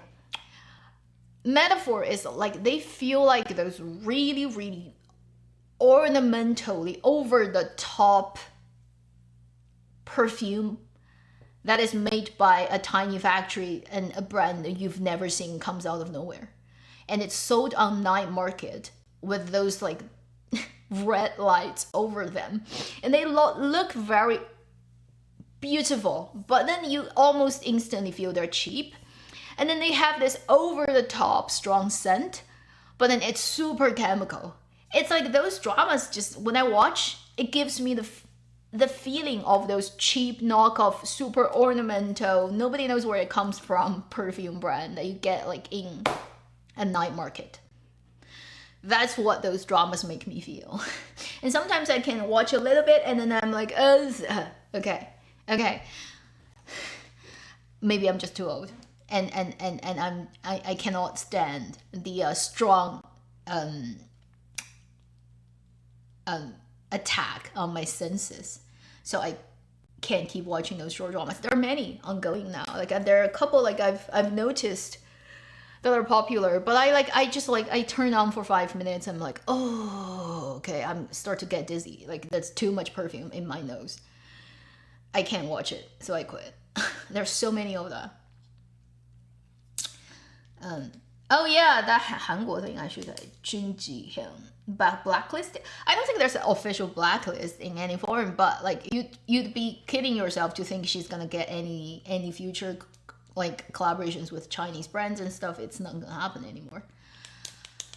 Yeah, that's the Korean drama, the 暴风圈. That's the Chinese title. Is it like Storm, whatever? Like I don't know the English title of it. Basically, it's in a fictional situation where again South Korea plays the instrumental part of making sure nuclear wars doesn't like break out on the peninsula and between America and China and all the big countries. And it's like those like fantasy political thriller dramas of her playing the widow of a candidate for like president, and then she ends up like going for election herself. And then yeah, it's because of in the drama there's a lot of things that make Chinese people unhappy, but also making Iraqi people unhappy. I mean, like it literally says Iraq is a country of terrorism and terrorists, and I'm like, oh my god, Korea, really, this is what you're gonna do in your dramas? I mean, given it's Disney, I'm not surprised, but you know, this is what happens. This is what happens to Korean Dramaland when it sold itself to Netflix and then Disney and all those like American companies that totally colonized their industry and in a few years' time destroyed it. Korean dramas is now a wasteland. Basically got fully bombed and exploited and colonized and destroyed and sucked dry by Netflix, Disney, and now it's like it's really sad. Tempest? Oh, okay, that's the English title.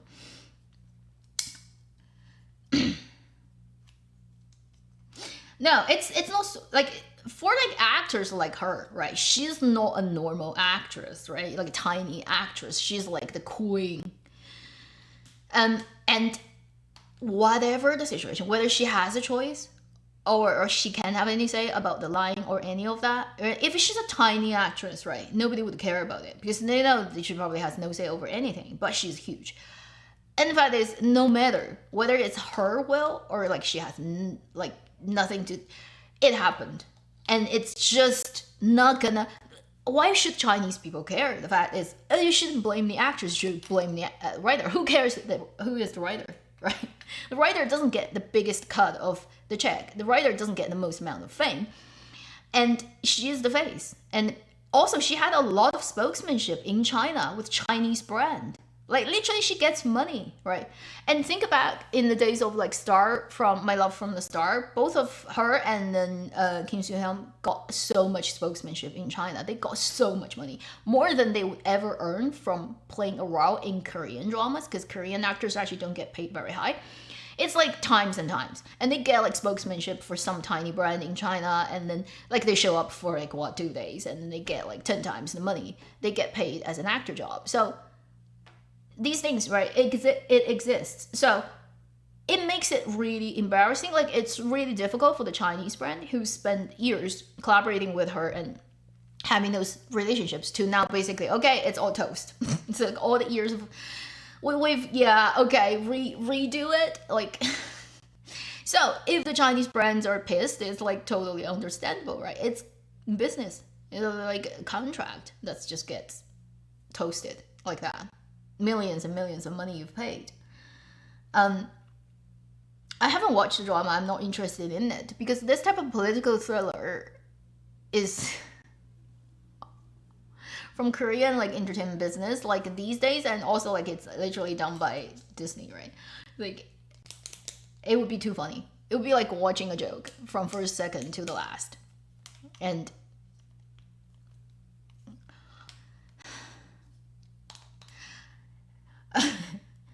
it's not show off to say, but I think an average Chinese person who's gone through the 9 years of like so-called 义务教育 would have a much better understanding of politics and how the world works than pretty much average everybody in other countries in the world.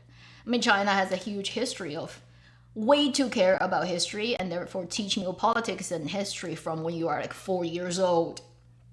And you just get overexposed by these things growing up as a Chinese person. So I'm not saying I'm a strategist and I know the world politics better than other people, but I think like watching this type of Korean dramas is just going to be too funny for me to even take it seriously for 1 second. And yeah, so I didn't watch it. And I just know this happened, right? And then for her, and I'm like, okay, toast. It's weird that in the same year, the couple from 10 years ago, more than 10 years ago, 12 years ago, it was like 2013, I remember pretty clearly, at the end of the year, it's like 2013, My Love from the Star was huge in China. It got like YSL's like lipstick sold out globally for a year or something because of the number that she was wearing. So it was a huge drama, globally speaking, but also in China. And so thinking exactly 12 years later, which is a round of zodiac animal, both of them house collapsed. I mean, one is like house collapsed totally in a way that it doesn't really matter whether you're Korean or Chinese or whoever. The other is probably more to like Chinese people in other countries that literally got by the drama. But either way, two Chinese people, right? Both of them have like house collapsed in the same year, 12 years from when they both got super famous from a drama. Time is weird. The world works in weird ways. What can you say?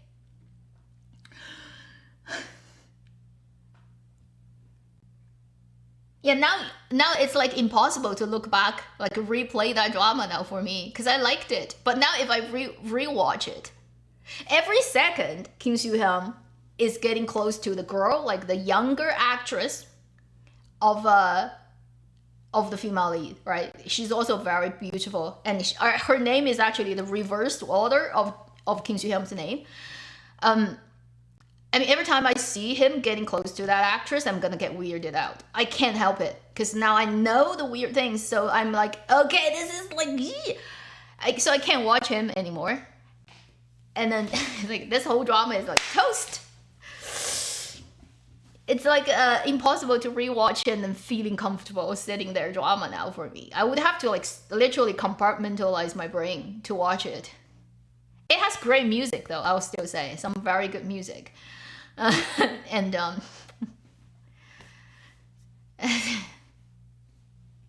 人生若只如初见，何事秋风悲画扇？哎呀。I can only quote Chinese poetry to talk about the sad things about time as time goes on. All the old castles collapse and everything is left in ruins.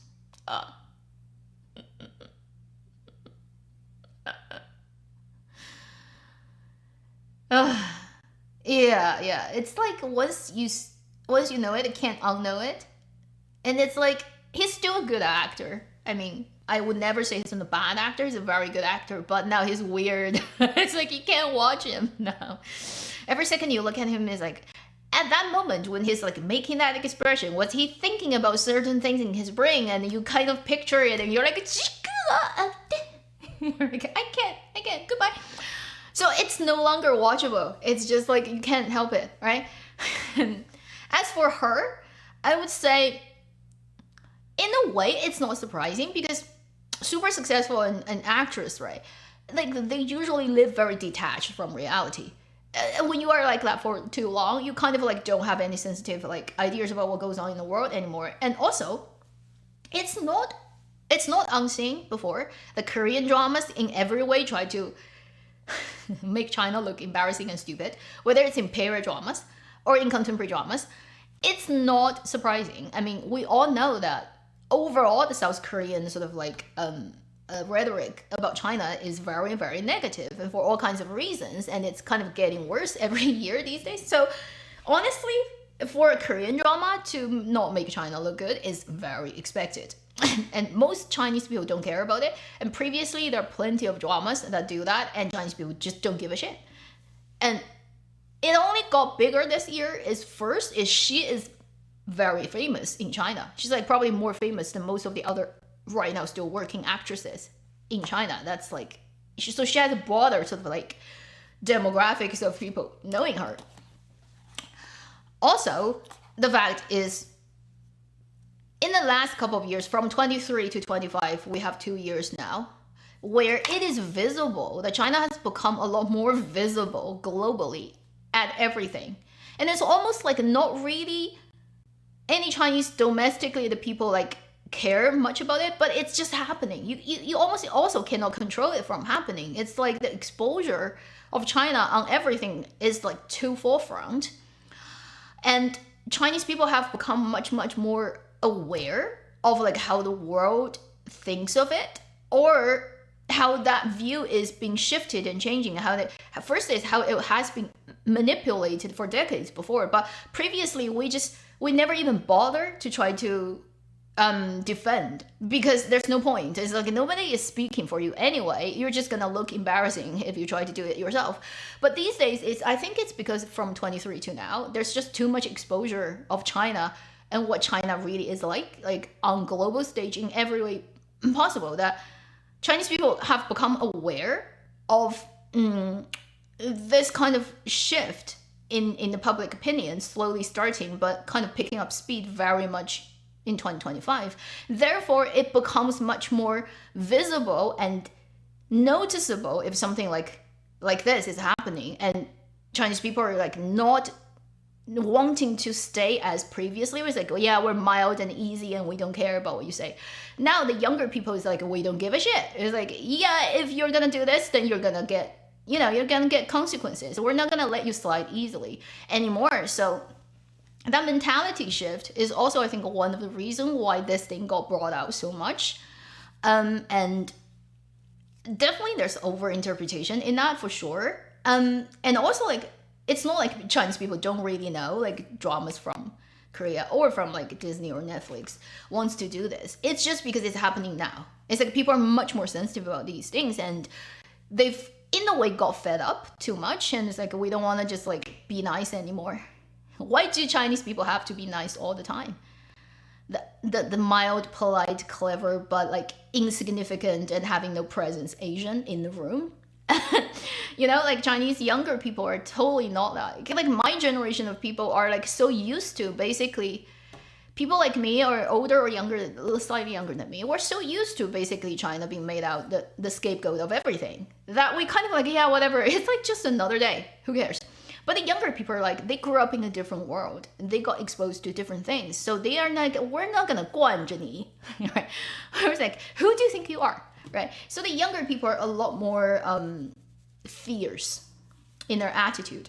That's like how that's why this is being happening some more on the, and also we're in the day of content creation. We're in the CC world, right? You're exposed to individuals who might be like irrelevant to politics and anything. They may be like a food vlogger. They may be like a gadgets vlogger, but they have a huge fan base. And then they see something, they don't like it, they say it. And then suddenly everybody knows about it. It's like the way of getting information distributed is so much different from a decade ago. Even back then we have YouTube or anything. It's not like TikTok. It's not like these days, you know, you get the news like constantly bombarding you. And everyone can take up the camera and say something. And you never know, something blow up on TikTok. It's like a random person who made a small video talking about this thing they care about. And then suddenly the whole world knows. So with all these things in place, it's not surprising that a common thing that always happens, like in K-dramas actually, suddenly get picked out this year.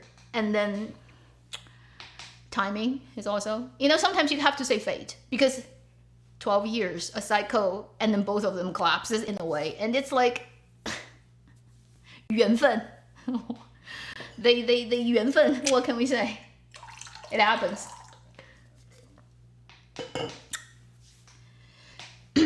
Yeah, Korean entertainment is a great example, truly a great example of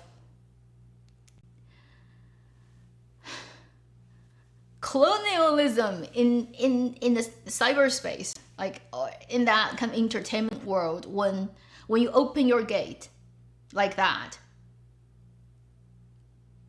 what kind of decimation can happen? Korean film, Korean television industries are so destroyed, so bad. Like if you're from there or if you happen to know a lot, you know what I'm talking about. In the last couple of years, it's been so destroyed. I don't know how they're gonna pick it up from there. Unlike China that has a naturally huge market because of the population, Korea is very unfortunately limited to a very small market. And there's no way to expand, right? And particularly for movie, honestly, how many foreign people would ever watch in their local theater of a Korean movie? Almost never, outside of Korea. So their film industry is super fragile. And if it gets like bombed like once, there's no way to recover.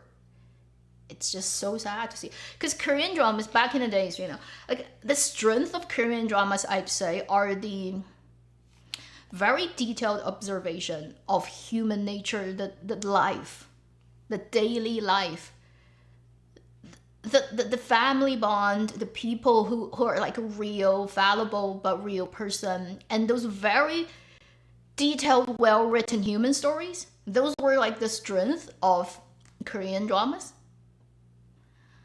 And back in the golden days of Korean dramas, there's just so much work in that world that is the strength of Korean storytelling. And that's what made Korean drama, yes, it has its like national policy to push its cultural whatever, but also you could say all those very successful dramas have those like their strength, right? The good things about Korean dramas, why they're so popular and well accepted and influential. And those things are completely destroyed and taken out by the so-called popular dramas after Netflix has taken over. Think about Glory, think about Kingdom, Squid Game, all those dramas. You've noticed one thing why they are so popular globally is because they are not really Korean stories. They are widely applicable.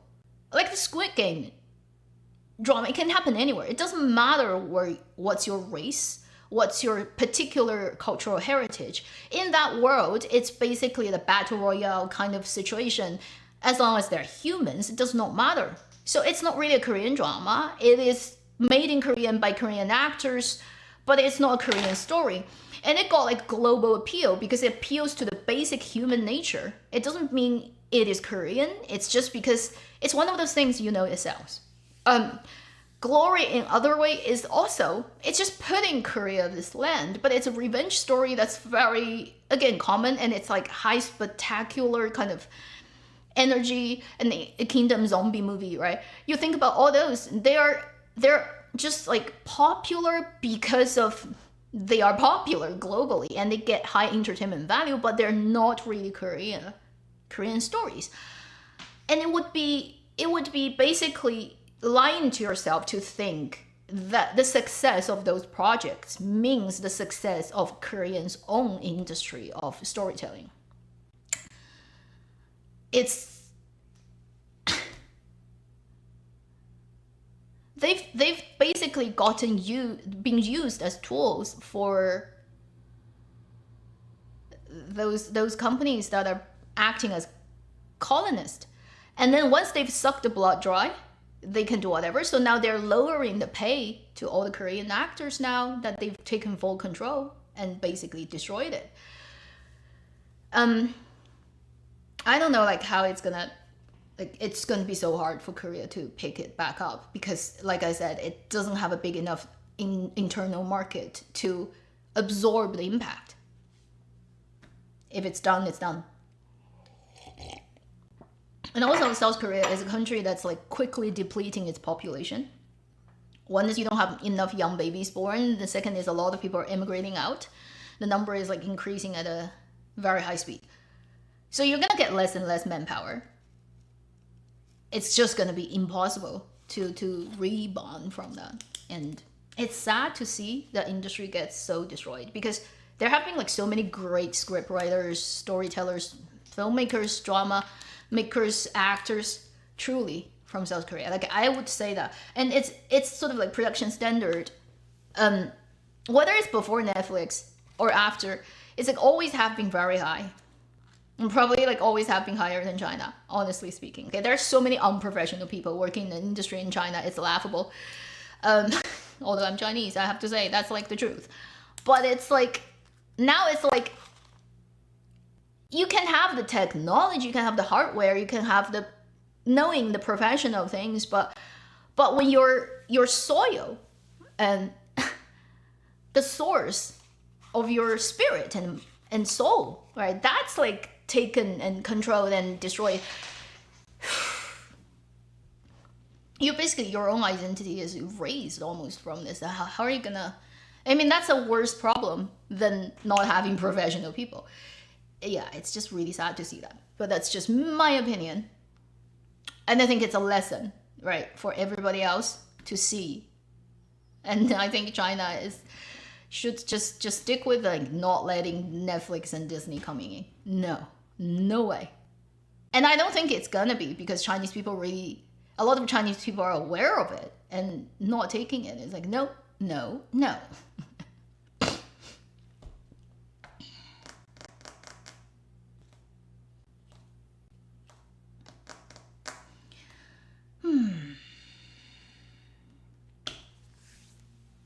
Anything else we can talk about? There's a bridge in China that recently, on yesterday, I think, is officially on the first day of like, October the 1st, Chinese National Day, that has opened for access. Like, you can actually drive through the bridge now. It's the highest bridge in the world. One of the places I definitely want to visit next time I go back to China. I'll see if I can, because it's actually a super popular point now that you have to actually book appointment and visits like before you go there, because they only accept a certain number of people visiting the bridge. It is insane. And I look at the video, I'm like, this is the place I have to go. I mean, just to look at it, walk over it with the glass ceiling, and so you can look through under the bridge. That would be like the only place you can see that kind of view in the world. Because that bridge, the surface of the bridge is 625 meters above the water level. It's on a valley, it's in Guizhou. So it's like a very steep mountain valley, and they have this green, like turquoise, not so different from my channel color, just a little bit more blue, turquoise bridge. That's like 625 meters above the river. So it is more than 200 floors of a building you can squeeze between the river and the top of, like, the surface of the bridge, not the top, right? And they have like the two towers of that bridge. So in those towers, there are viewing like elevators, there's a cafe, and in the bridge there are bungee, like you can literally do that. I don't know, like 600 meters, what it's gonna feel like. There's like the transparent walkway, and there's also there's literally a section where in the bridge you can have wires tied to you so you're safe, and then there's this tiny plank, like a couple of like 10 meters, that's like just a hanging bridge that you can walk onto it. You literally walk on air 600 meters above, and there's no protection, but it's like a wire hand, so you would not really fall, but you have to walk, basically cross that distance over the 600 meters by yourself. It's like one of those tourism thing they've done with the bridge. I'm like, wow, do you have to literally have a medical record for you, like you don't have a heart condition to go on that? Because I can't imagine, even when you have a wire attached to you, what it's gonna feel like when you have to walk on there. Completely just like nothing holding you, and you're like 600 meters above. Wow. And so that bridge looks killer. And it has this waterfall from the bridge that they pump. and then it has a laser show at night. So when at night they would put laser shooting on the waterfall that's like 600 meters straight down, and I'm like, okay, sight. I still want to go there. So it's in Guizhou. It's in one of those very classic mountainous region in China. It's called Huajiangxia. So it's like Flower River Valley. That's literally the translation. Flower River Valley Bridge. The tallest bridge in the world. And I think it's 9 times higher than Golden Gate. It's 9 times, okay, higher than Golden Gate, to just give you an idea about how insane that must look. Yeah, it's a bridge. And then they designed the bridge so that it can be a tourism spot from the get-go. So it's not just a bridge for transportation, but also when they designed it, they designed all the things you can do on the bridge that you'll never be able to do in other places in the world. So, yeah, insanity of infrastructure building.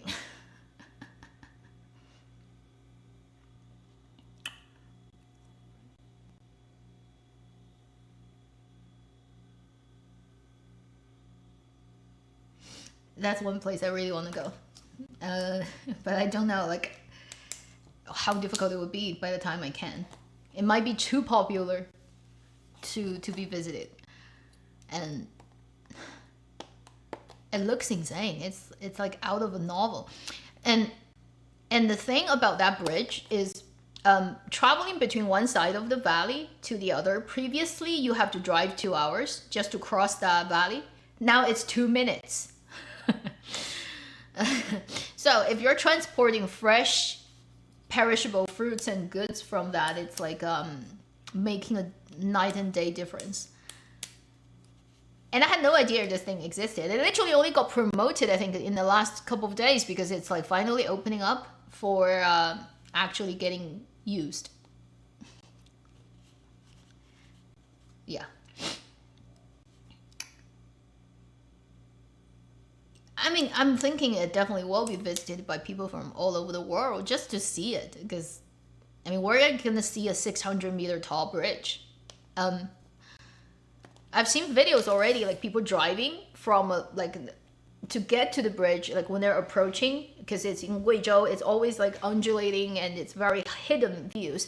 And then this person was like shooting it from the windshield of the car. So when it comes out of a place where you can't see anything, you turn around this road, and this like behind it is a mountain, and this huge turquoise structure just like looks looming over you. It has that giant thing, like almost a distorting of the space kind of sense. Like you get, oh, just looking at the video from that angle is already kind of like really quite incredible. And I can't imagine if you're physically in the space when you see that for the first time, how disorientating it would be. It would be like, your brain probably cannot compute it. You'll read it like not real, because with human experiences of daily scales of things, right? It's like suddenly this like alien thing just shows up in the mountain, and it's way too big for you to comprehend. You're gonna get like a really weird feeling in your head. I'm so curious about what that's gonna actually feel like when you for the first moment sees it. Like, it's gonna be huge anyway. Even when you're looking at it from a distance, it's gonna screw up your sense of scale, basically. So that's a cool thing that has happened in reality. That's a lot cooler than dramas. There's sadder things and crazier things that happens that's crazier than dramas, like the soybean situation in United States. They're like, okay, dramas cannot get that dramatic because it's more dramatic than any drama you could possibly imagine.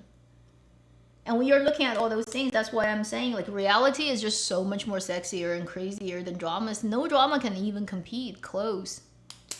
So these days I'm watching dramas and feeling like I'm bored, because I'm then looking at news, literally, and news is like so much more dramatic than dramas.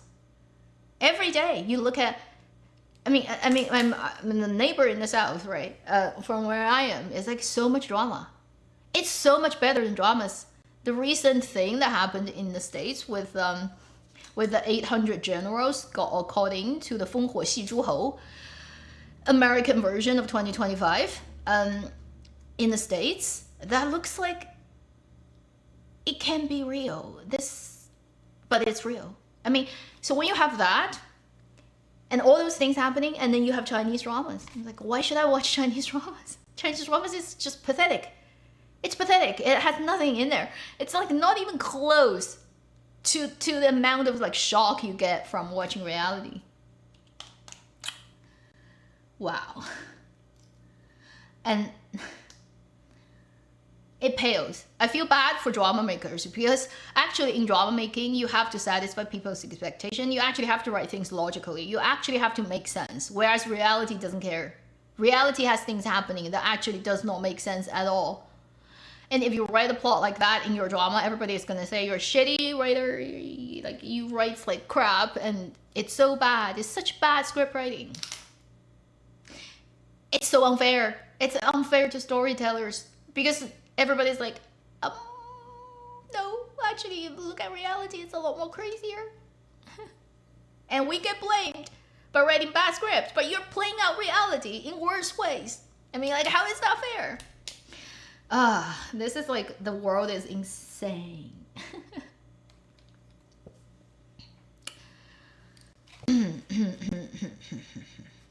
I mean, so these days watching real like events, geopolitics is the sexier thing for me than watching variety shows, then playing games, then finally watching Chinese dramas.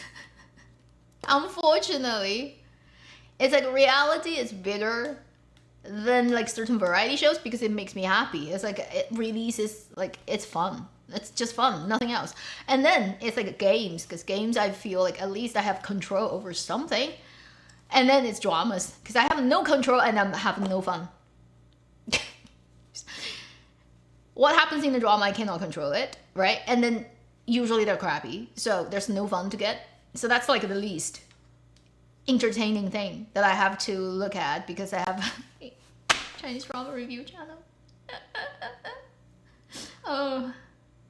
Chinese variety. I mean, not really that many good ones, but I've been watching the World one, not because it's a great variety show, because it's funny. It's not great because they go around the world, traveling in Spain, Italy, all those places, and then all they do is playing games. It's like they play games in Italy. It can be filmed anywhere. It's just like happens to be pretty Italy. So, in that sense, while the World is like not really a great variety show, but because the group of people, Gong Jun, Wang Yuwen, Liu Yuning, Chen He, Li Naiwen, Ouyang Didi, Sun Honglei, these people are so fun.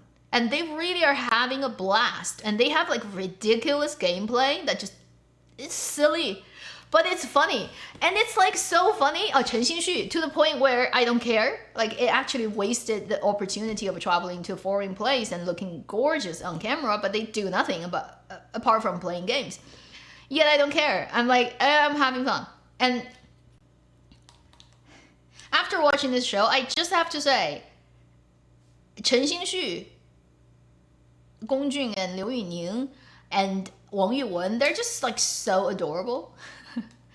I'm like, I know they're actors, okay? But I'm like, I want to see these people in future kind of variety shows together just to have fun. And then it would be great to see them showing up in dramas together. I mean, they've already done that.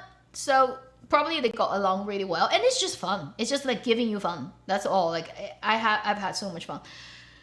Gong Jun and Liu Yuning already have been in An Le Zhuan before, so they were like friends for years anyway. And then Wang Yuwen and Gong Jun are now shooting the new period drama that even includes Li Naiwen. So I have a strong feeling that they put this cast together because they've had too much fun during the shooting of the variety show. They just want to keep having it. So we're like, yeah, since we're making a drama, it's Tencent again. So like, might as well just like get these people back. You know, that role is suitable. That role seems can be okay. Let's get them back. So you have that drama shooting, and I'm pretty sure Liu Yuning is gonna sing the OST, even though it's like still like early production. Bet my money on that. Liu Yuning is gonna do the OST for that drama. Like, why not? And that show gave me so much fun. Although like it's not really a great variety show, but if you care, it's just this whole group of people having way too much fun. And I think like in one of those interviews they did after the show, they were too crazy. Because during the day they would have to shoot the variety show, and at night when they like the camera stopped rolling, for the like over about half a month time, like less than that, when they were traveling in Spain and Italy, they kept a schedule that's insane, which is every day after the shoot, which is like 10 p.m. sometimes, they would still have a party up to like early morning, like 4 o'clock. So every day they partied till 4 o'clock in the morning and had to sleep like 5 hours and get up like at 9 or 10 to shoot the next day. So they were like everyone got so drunk and put on so much weight and was like so swollen every day they wake up. They have to like figure out a way to quickly get rid of that swollen face, because otherwise they wouldn't be able to go on camera. And I'm like, yeah, 公费旅游, hey, just spending the show's money that's not yours to travel for your own fun. This is what makes people want to become a celebrity and a star, because they can get so much free stuff that other people will never be able to get just because they are doing this as their job. That makes people envious.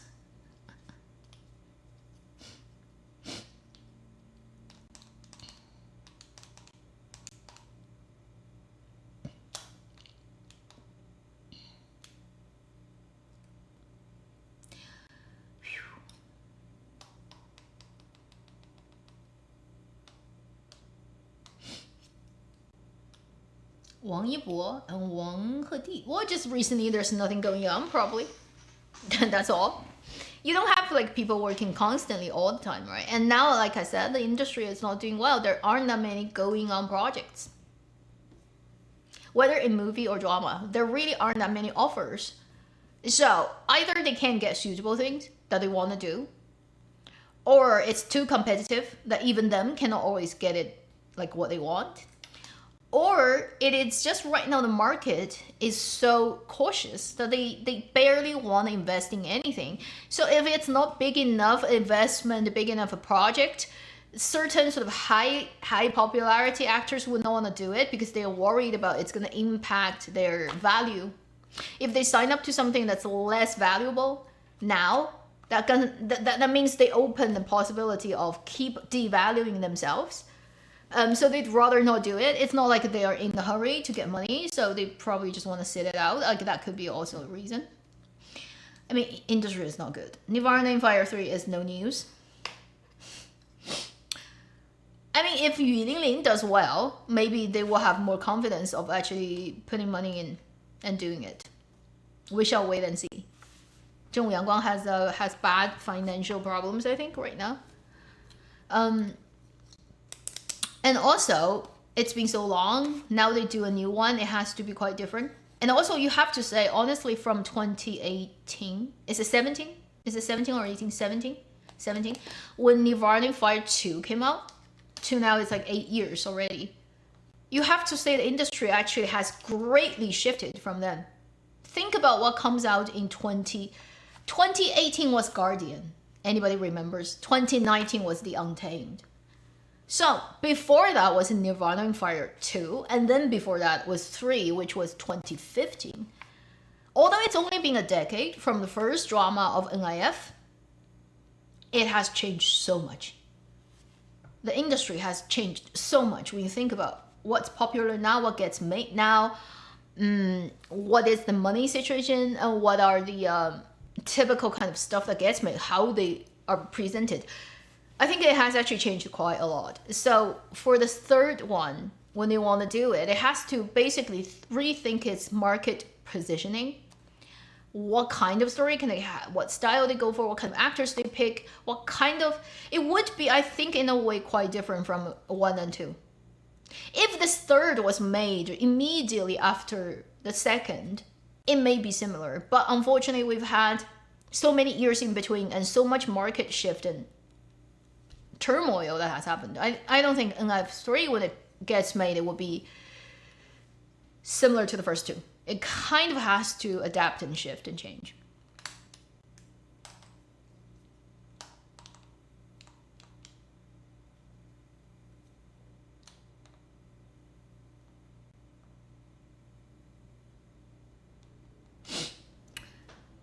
Yeah. So also, roughly the story is already set. You know it's a 2 male lead story. That's all you know. It's 2 guys and it's 1 character from the book second where it got mentioned once. There's like the very peripheral supporting role of the second that's only in the book, not in the drama. And that is the main lead of this one. And then another person. And supposedly these 2 characters are from 2 different countries. So it's like in that world setting, right? There's the main country that we are like looking at from like the first 2 dramas, and then there's a northern country, there's like a southern one to them, and one of the characters is from one of the northern country. I think one is from the main kingdom that you know as Nirvana Fire 1-2, and it's gonna be 2 young guys. That's what we know from the scripts. I mean, like people who know it. So it's almost like a bromance that has to happen. Although in today's environment, you know, you cannot really be BL. But if it's IG doing it, I would not be surprised because it's famous for being a chopstick holder. But like given today's circumstances, right? It's gonna be a bit kind of like tad bit sensitive to cast young guys who are not a couple. But I think everywhere you can interpret it as a couple, yet you cannot do it on the surface. Yet you're definitely selling it on it, and plus the whole sort of worldview and politics and stuff of Nirvana and Fire 3. So that's gonna have like a little bit complicated, let's say, makeup of that story. And also, this is definitely gonna be a big project with a lot of money and people involved. These days, again, a big thing is whether first the actor is suitable for the role, whether they can pull it off. Second, whether they work with Zhongwu Yangguang's kind of like vibe, which is not everybody can deal with it. And then you're gonna get to the point where potential house collapsing rating. Is this person highly potentially collapsible in the next 2 years? Although, like, they're saying they're trying to ease on it, which is if somebody did something stupid, it's just only gonna affect them, but not their work that they've already done. Yet, until this gets fully kind of like practiced and put down solidly in law, it's like, do you want to risk it still? And then it makes it really complicated because you know what goes on in Chinese drama, right? There's just too many collapsible people. Gonna be away for a bit and come back for a bit, and then we're gonna end this live stream. So, see you in a bit.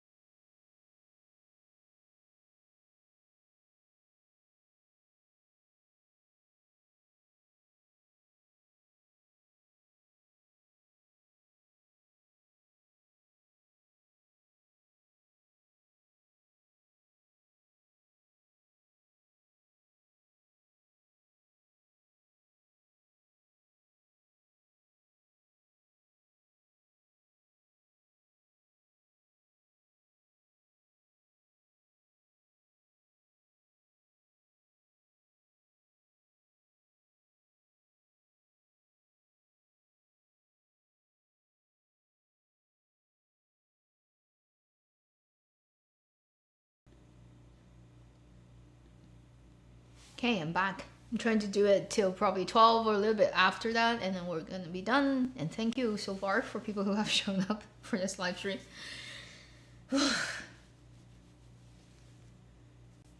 Anything else anyone want to talk about? in dramas? Because I think I've said everything I've written down as like notes about going on in Dramaland this month. I pretty much have not that much to say else. Although there are still so many dramas ongoing. Like I said, I play like right now I'm just playing games and I find more fun in that than anything.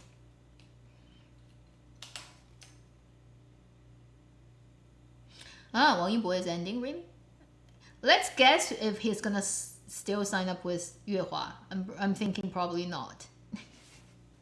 Wang Yibo, if his contract is ending, I don't play that game. I've already said at the beginning of this live stream why I don't play this type of game.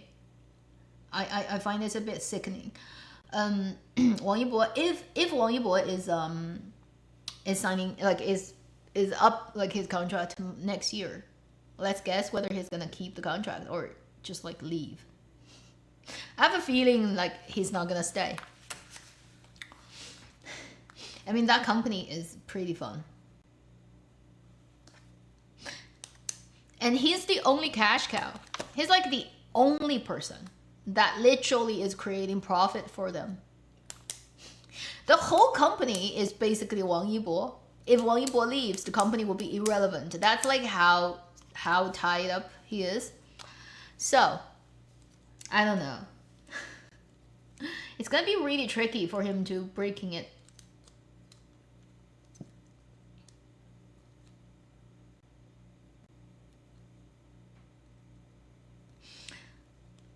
Really, I have no idea what is with Wang Hedi. Is he having like any shitstorm around him too? Like, why do people are like constantly being?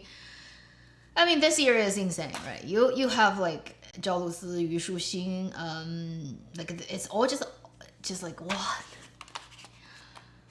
No ending. There's no ending. There's like on top of the mountain, the wind is always blowing.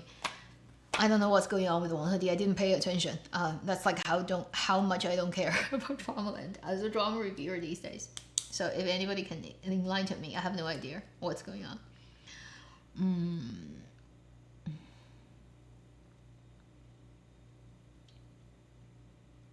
Zheng Shenxi playing his own great grandfather, probably, because he wouldn't be playing himself. Like it wouldn't like you time travel. Like how would he time travel? Because he's a, you know, Wu Xie is a contemporary guy. Chen Weiting, William, that's his English.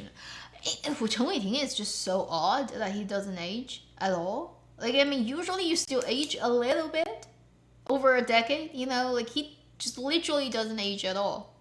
It's a little bit scary now. Like you look at that and it's like, are you really human?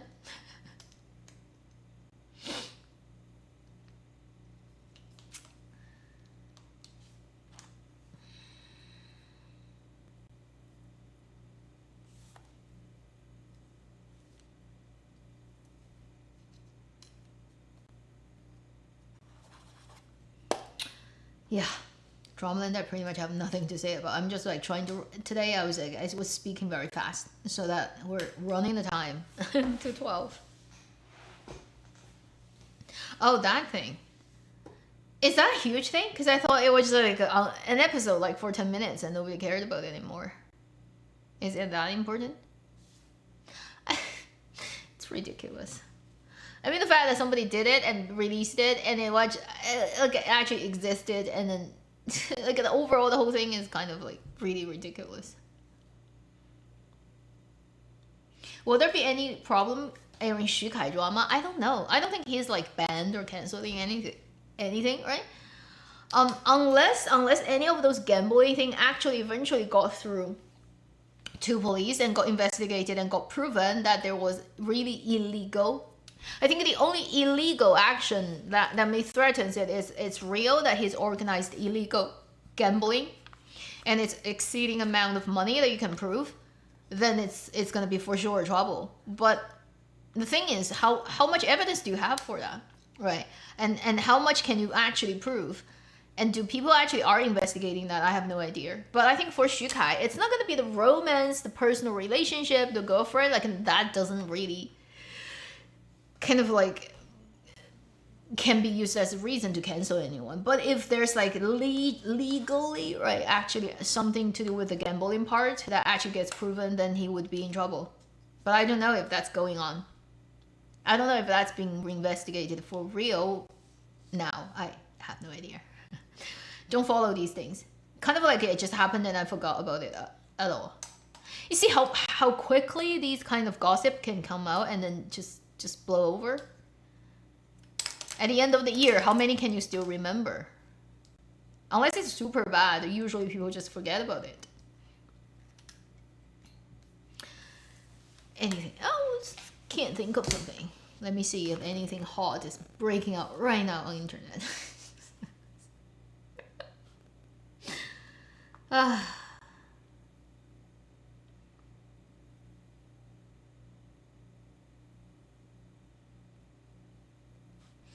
While like if anybody cares, this month in China, like a lot of really interesting things are happening. A certain university's reputation is like tanking for like really weird reasons.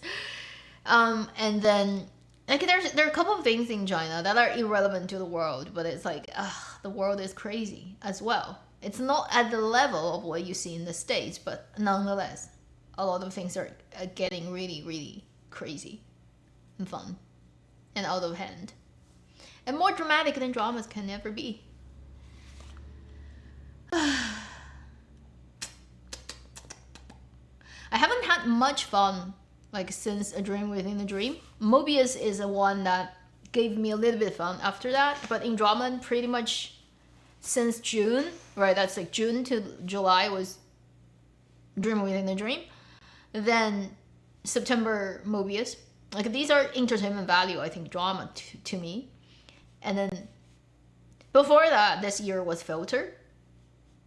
And I think those are the three dramas that left like the strongest impression on me from the beginning of this year to me. And that's all we have. In Dramaland, it doesn't feel like it's very exciting.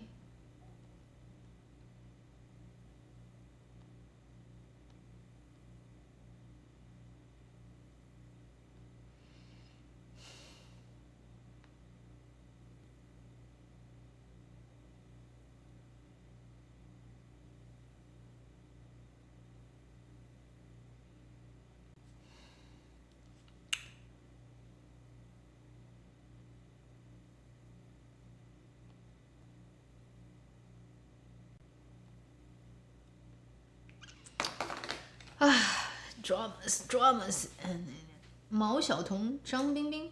I don't know. It's a short one, so when it gets released, it probably would just be like 5 days, and it will be gone.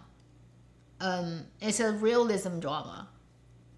Depending on script level, script and direction, I think the actors can do the job just depending on whether it's well written and well directed, and it would be good story. But it's hard to get popular. Those type of dramas usually don't get hot, right? For all kinds of reasons. Like there are typical type of dramas that is easy to get hot, and then there are typical types of dramas that just never gets hot even when it's good. It wouldn't be. Yeah, 12 Letters is good too, but I think the way that I was looking at it was it's really great, but also it's quite a painful story. So to some extent, I think psychologically, because of it's great, but then it's kind of also painful, that you tend to not wanting to. It doesn't get like fully entertainment. It's like in a way it's painful, so that it's no longer entertainment. So like fully entertainment really was A Dream Within a Dream, Filter, and Mobius. 12 Letters is good, but 12 Letters, some part of it is very, very painful to look at. So it no longer is that entertainment, right? It's like you can detach and you actually don't get affected. You just have a wild ride. Whereas 12 Letters is like, sometimes it's like, wow, it's so pain.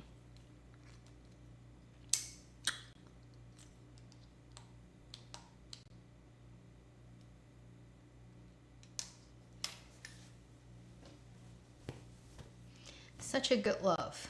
Such a Good Love is also okay, but again, it has a level of pain, right? I would say Such a Good Love 12 Letters, because it has a level of like reality that is heavier than the usual romantic dramas, that I wouldn't just fully say it's a pure entertainment stuff, that I almost have no pain and suffering watching it. Whereas 12 Letters, Such a Good Love, both of them are to some extent like we watch it, it's like it make you go it makes you go this. Whereas like the kind of full entertainment drama is like you can just be silly. You can just be silly and go on the ride and having no negative absorption. Like you don't have to take the hit, right? It's almost like you don't have to take the hit. Yeah, so we do have some good ones this year, but overall still it's a very lazy market. The market is not very alive. Maybe you still have to wait a few years. Weird, I'm still doing this. 2017 to now. Sometimes I think back on the over 300 videos I've made consecutively over every week. I'm like, what's the point of doing this? Like, you know, this is the kind of weird world record I'm trying to set. That is like the experiment of dripping of the cement. Do you know there's an experiment that's been going on for over 100 years, I think, of like when is the next cement that's gonna drip from that hole.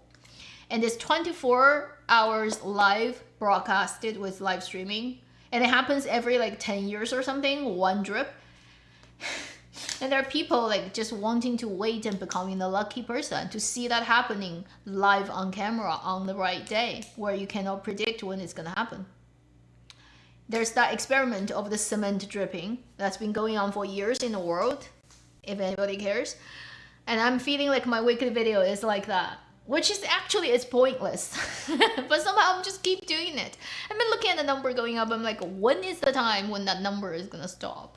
It's like I give up doing it, or for 1 week I just can't make a weekly video because I'm like traveling or whatever, and then it goes up and it's like set the record from 0 again.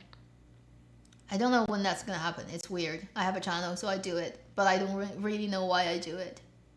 Sometimes I feel Dramaland is like that. It's like people keep making dramas because they have to make a living. They have to argue with existence that there's a meaning for our profession and what we're doing. But at the end of the day, everybody is just going through the motions. How many stories are really worth talking and telling?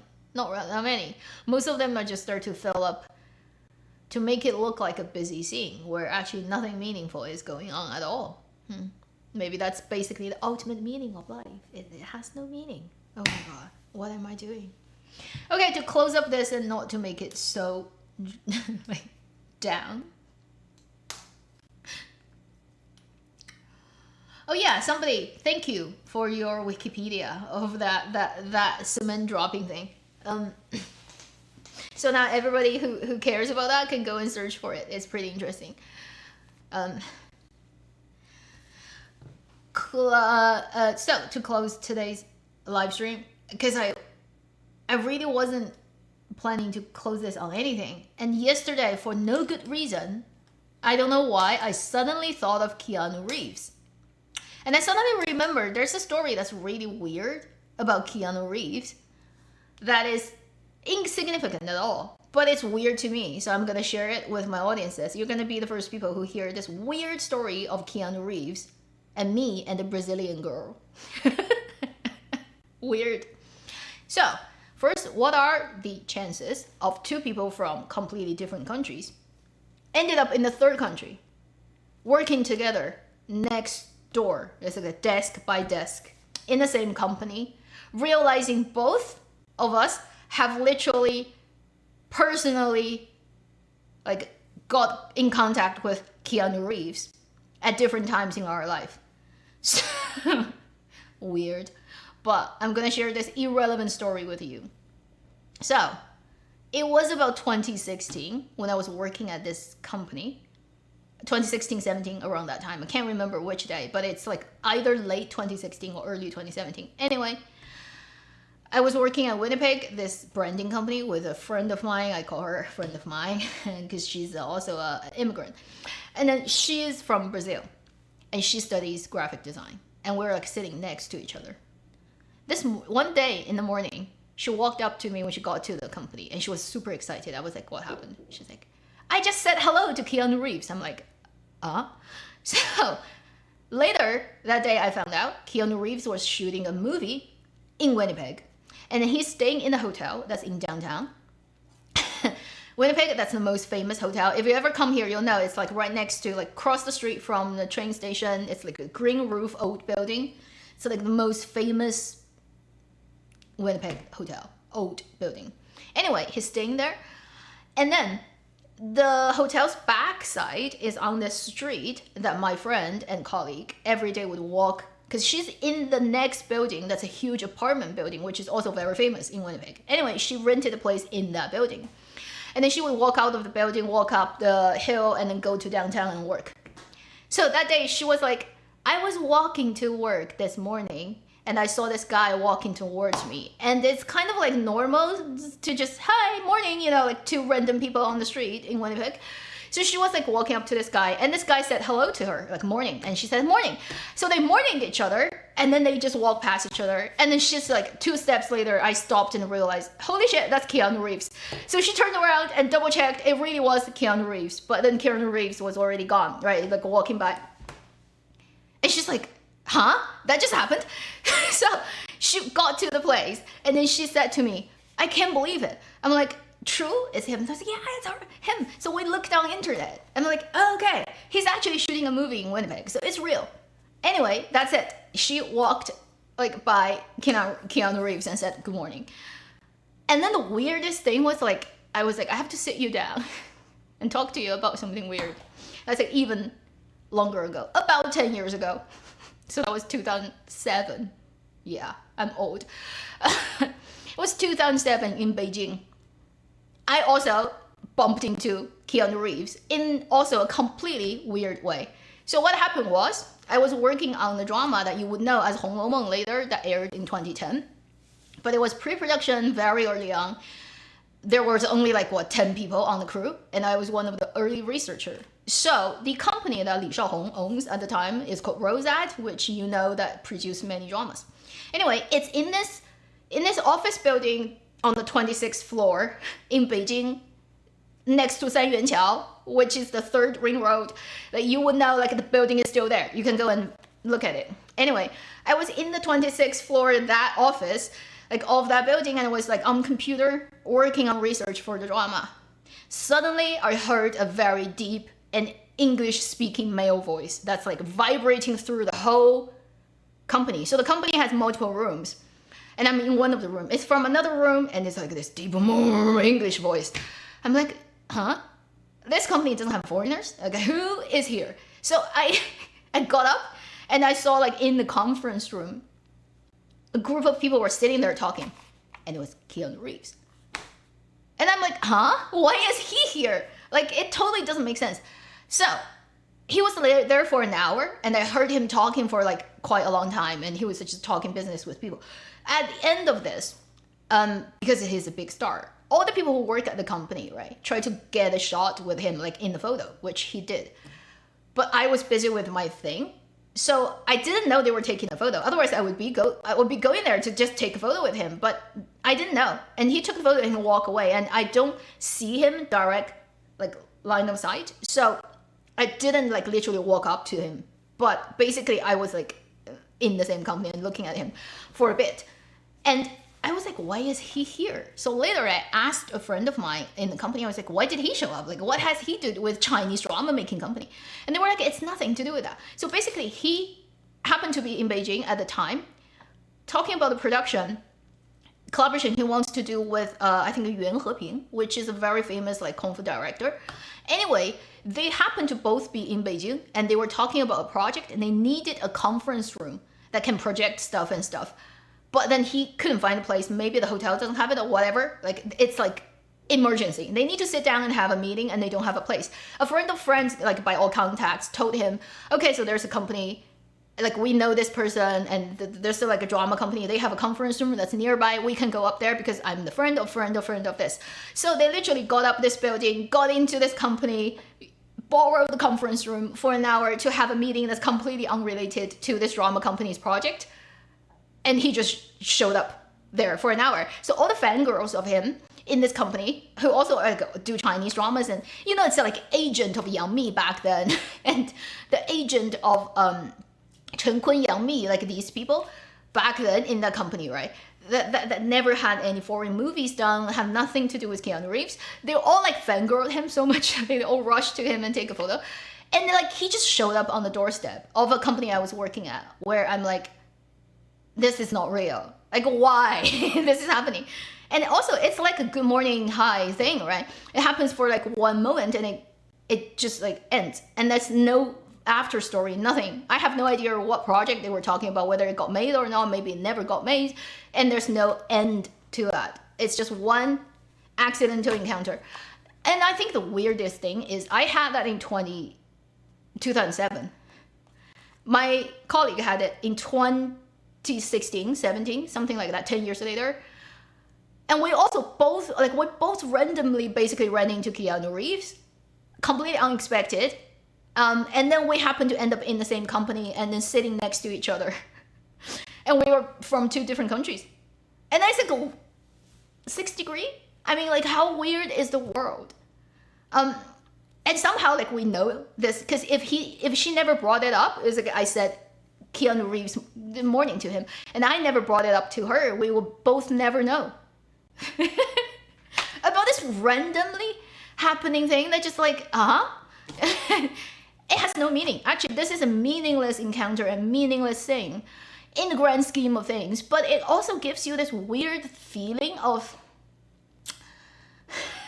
the world is like running on a program. You just don't know how it's being run, but it's a program. It's like not random, but it's a weird program, and you don't know the end goal of it, how it's running, who is deciding what goes on, and who is putting the code in and seeing the result.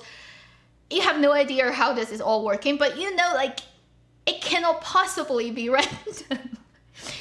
And even you can say it's random that both of us had this experience. The fact that we actually talked to each other about it, because she could just never say it, and I could never say it, we'll never know about that for each other. And I actually haven't seen her for years now after I left the company. So that's just like one opportunity. If we never caught it, it would never be registered. The things still happened, but we would not be aware of it. So that's the end story of this weird world that we live in. Oh,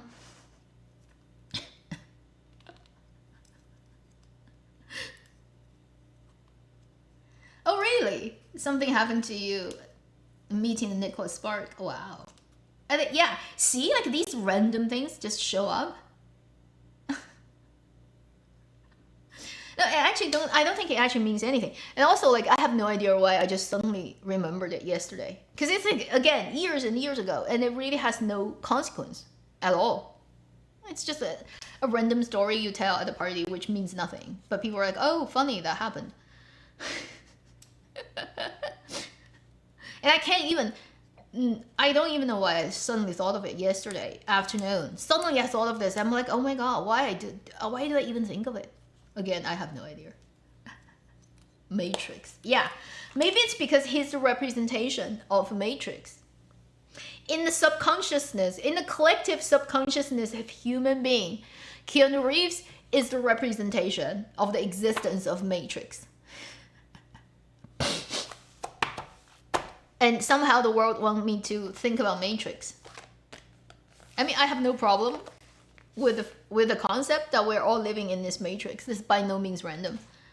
You just don't know why it's set up and what it's trying to do. It's just spewing out constant calculation results that forms your reality. So welcome to the matrix.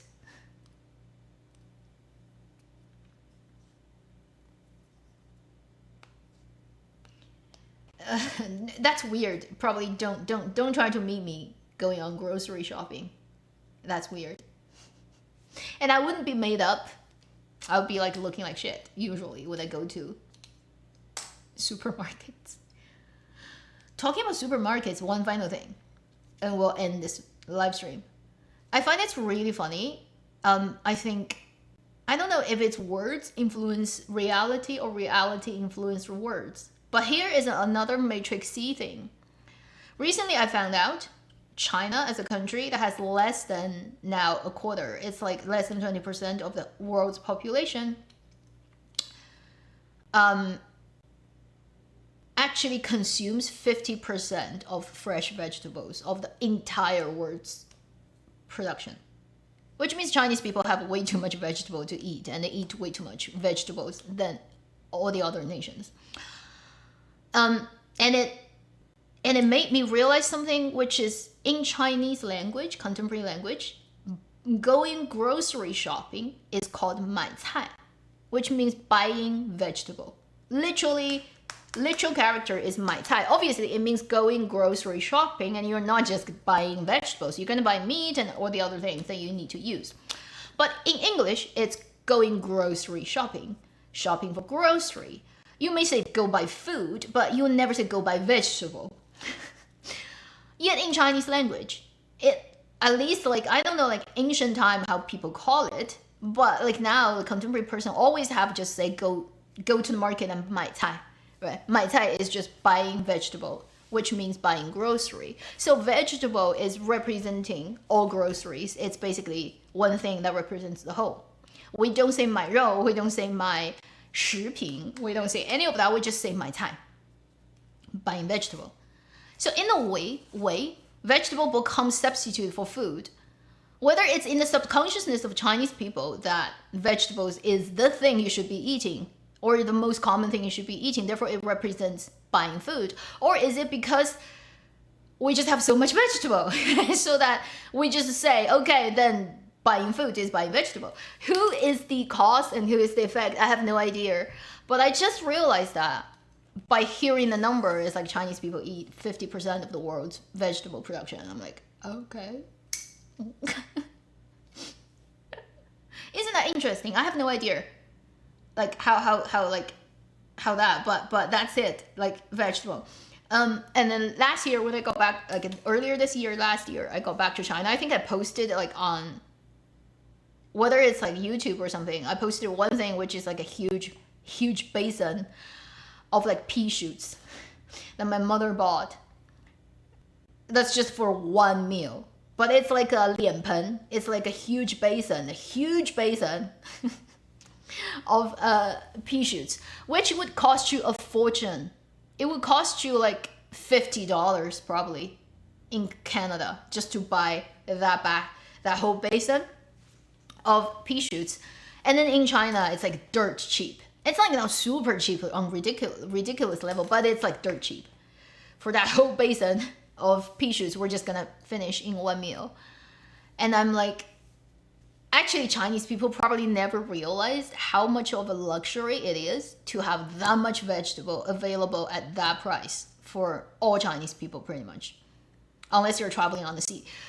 And most Chinese people could grow up in this environment where vegetable is so abundant that nobody ever thought it's like it doesn't worth, like it's not worth a high amount of money. It's like not like meat or seafood. It's like vegetables are nothing, right? It's dirt cheap. And every Chinese person is like, vegetable needs to be the easiest and most amount and not worth anything that should be eaten. And then you go to other countries, you realize, holy shit, vegetables are so scarce and expensive. And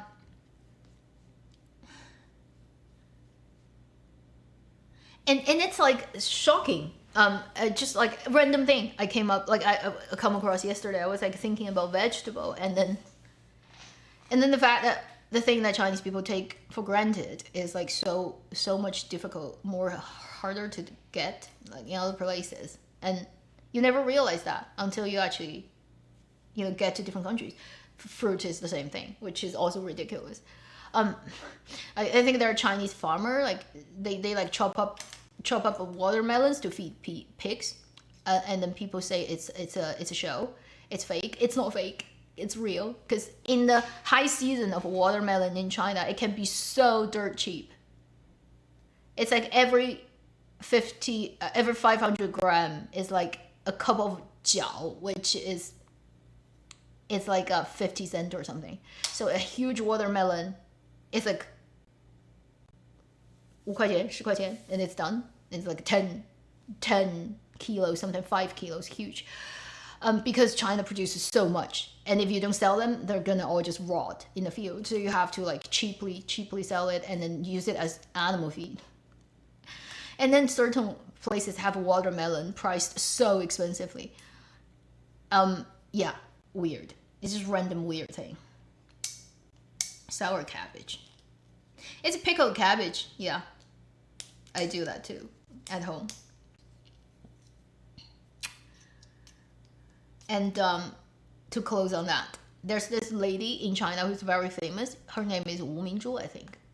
She's a scientist, and she spent her whole life perfecting a breed of watermelon. Like that's all she does for decades, just figuring out the sweetest, thinnest skinned, least amount of seeds, most water, and most like strong watermelon. So she breeds watermelon for decades of her life until she like invented a couple of like really famous breed of watermelon that made basically Chinese people watermelon eating free. So like you don't have like, you can eat as much watermelon as you want if you just go out and buy them.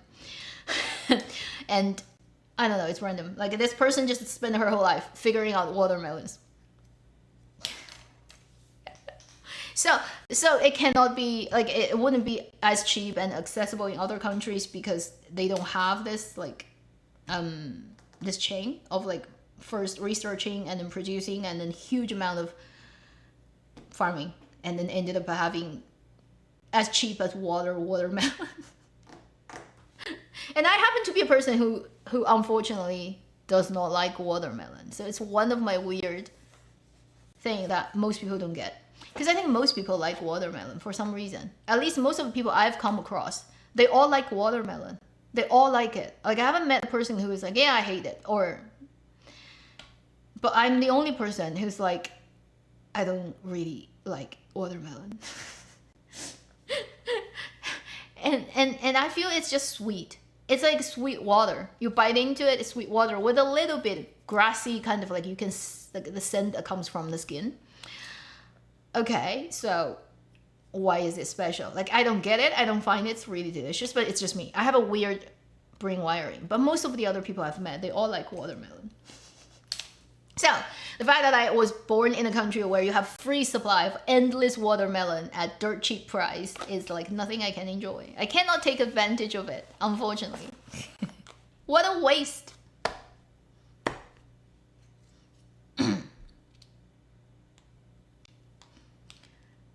Really? Japanese politician, Chinese tourist wasting watermelon ring. You know, really in China, unless you are like a Chinese medicine fanatic, you do know like the watermelon skin ring has a medical kind of like property. You can use it. But unless you're using it for medicinal purposes, most people would just chuck it away. And then in countries, in villages, people just feed it to pigs. That's it. Watermelon to pigs. Oh, I have a Jonah. You're my watermelon disliker, fellow disliker. Really? They packed you the ring? Like for what? For like stir fry? You're not gonna just eat it, right? You're gonna stir fry it? But then farming in Japan is a totally different story. Farming in Japan is fucked because they have an agriculture association that is like a ransom organization that's holding ransom of the entire country. They have the weirdest agricultural ransom association that controls everything. That makes it ridiculous.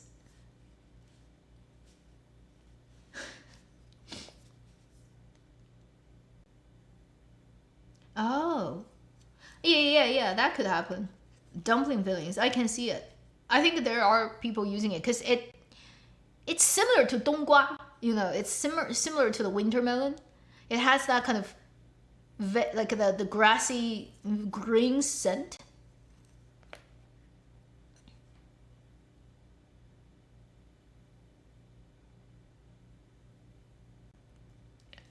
Suddenly we ended up talking fruits: jackfruit, mango, watermelon. Yeah, Japan doesn't have much farmland. Yes, China actually doesn't have much too. If you look at the size of the country and the population, we're very short on farming land. But the whole thing is Japanese cultural association, like whatever our agricultural association was like a criminal organization. If you research a little bit into it, you'll find how ridiculous it is. So I feel really bad for all the farmers in there, and that's why all the stuff are super expensive in Japan. And nobody can eat to their heart's content. So everybody eats like birdie's eyes and then they call it healthy. I mean, maybe it is true to some extent, but then most of the time it's just because they don't have enough food. Okay, we ended up talking fruits and food. This is so weird. We're gonna finish this live stream soon. Now, hit the whole number of 12:30 and we'll be done where I am. And anyone who is still here, just 5 more minutes, 4 more minutes, we're gonna be saying goodbye.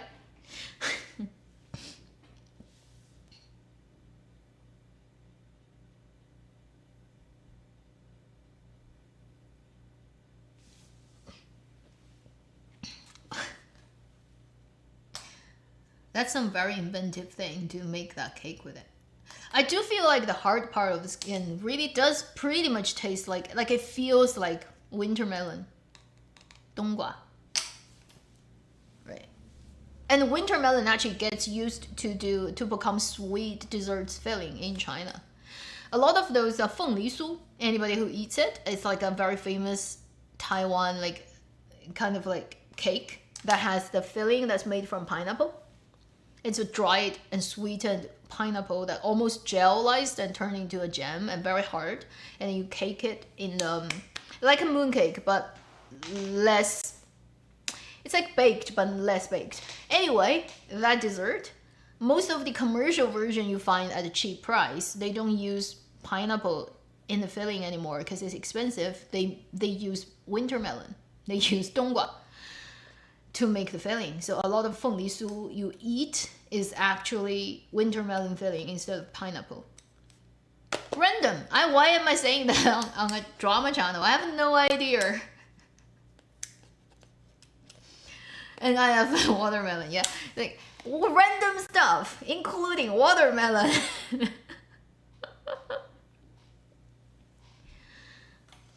And it's watermelon, which means watermelon in English.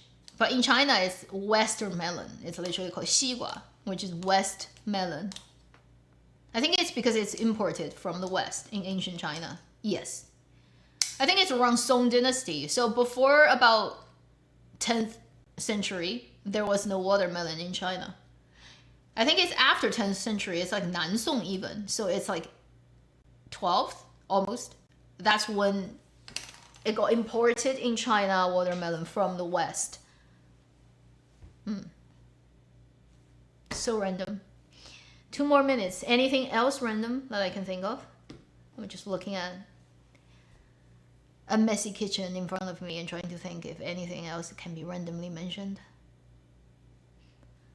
Very boring. I'm not seeing anything.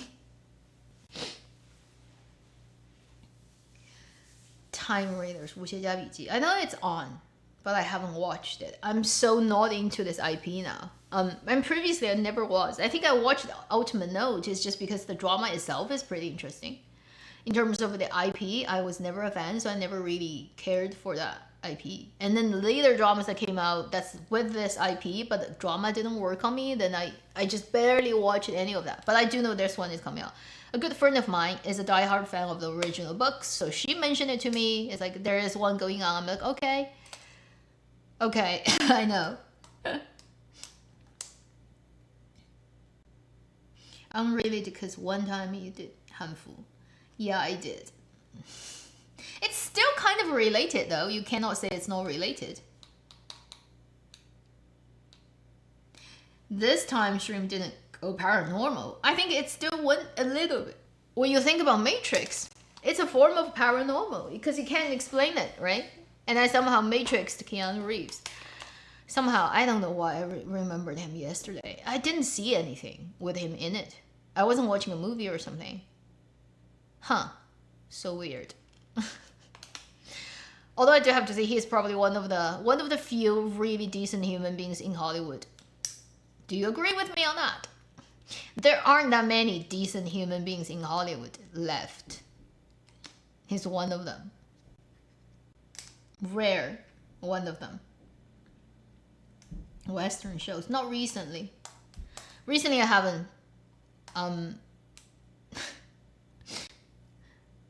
Not recently. Occasionally I find one. Like I would be like hunting down the ones I want to watch that I've been waiting for example, if you want to know. But usually there aren't that many. I mean, for movies, I'm waiting for March coming up next year to see Hail Mary, because I really like Martian, and I also like the original novel. I read the novel, and then I was like, they're definitely gonna make it into a movie, and then years later, it got made into a movie. Then I read Hail Mary, I'm like, okay, they're definitely gonna make it into a movie, and then they did, and it's Ryan Gosling. I'm like, okay, I'm in. I'm in, okay? And then just waiting for March for it to come out. Looks great. And then I want to know a little bit about how they're gonna visually represent the alien, which is a spider in armor.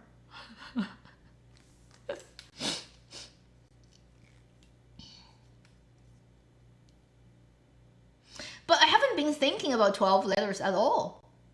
After the drama aired, I pretty much just like left it there, and then I watched other things. I forgot about its existence. You see like how I wasn't even reminded of it. Like, earlier I was like talking about dramas, and then somebody reminded me of 12 Letters. I'm like, oh yeah, that's a good drama, but it's not entertainment heavy. I mean, yeah. So it's not 12 Letters. I have no idea. I just like suddenly thought of Keanu Reeves. Maybe he will always be in the collective subconsciousness because he's new. Zootopia. Oh, okay. That may get me to cinema. It has a cute snake that's blue. Blue. And obviously shipping the fox and the bunny. I think so many people are, after the movie, are like comparing drama characters as Judy and Nick. Like in different ways. So Zootopia is like 代餐. You can find the shadow of this couple in so many drama couples too. Yeah, that one would be good.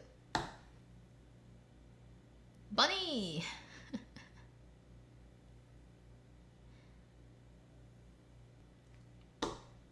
Yeah, I have bunny actually. I think I have bunny. This is a mid-autumn, Chinese mid-autumn design of the sweet olive flower and bunny. So random.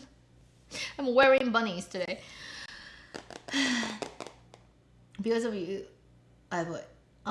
Really? Polish cinema now? Wow, that's such a late release. They probably like took ages to figure out dubbing and stuff. Good, it's there. It's a noisy, spectacular movie. Very spectacular. Always have room to improve. Its narrative can be polished, but it's like its technique is like so much.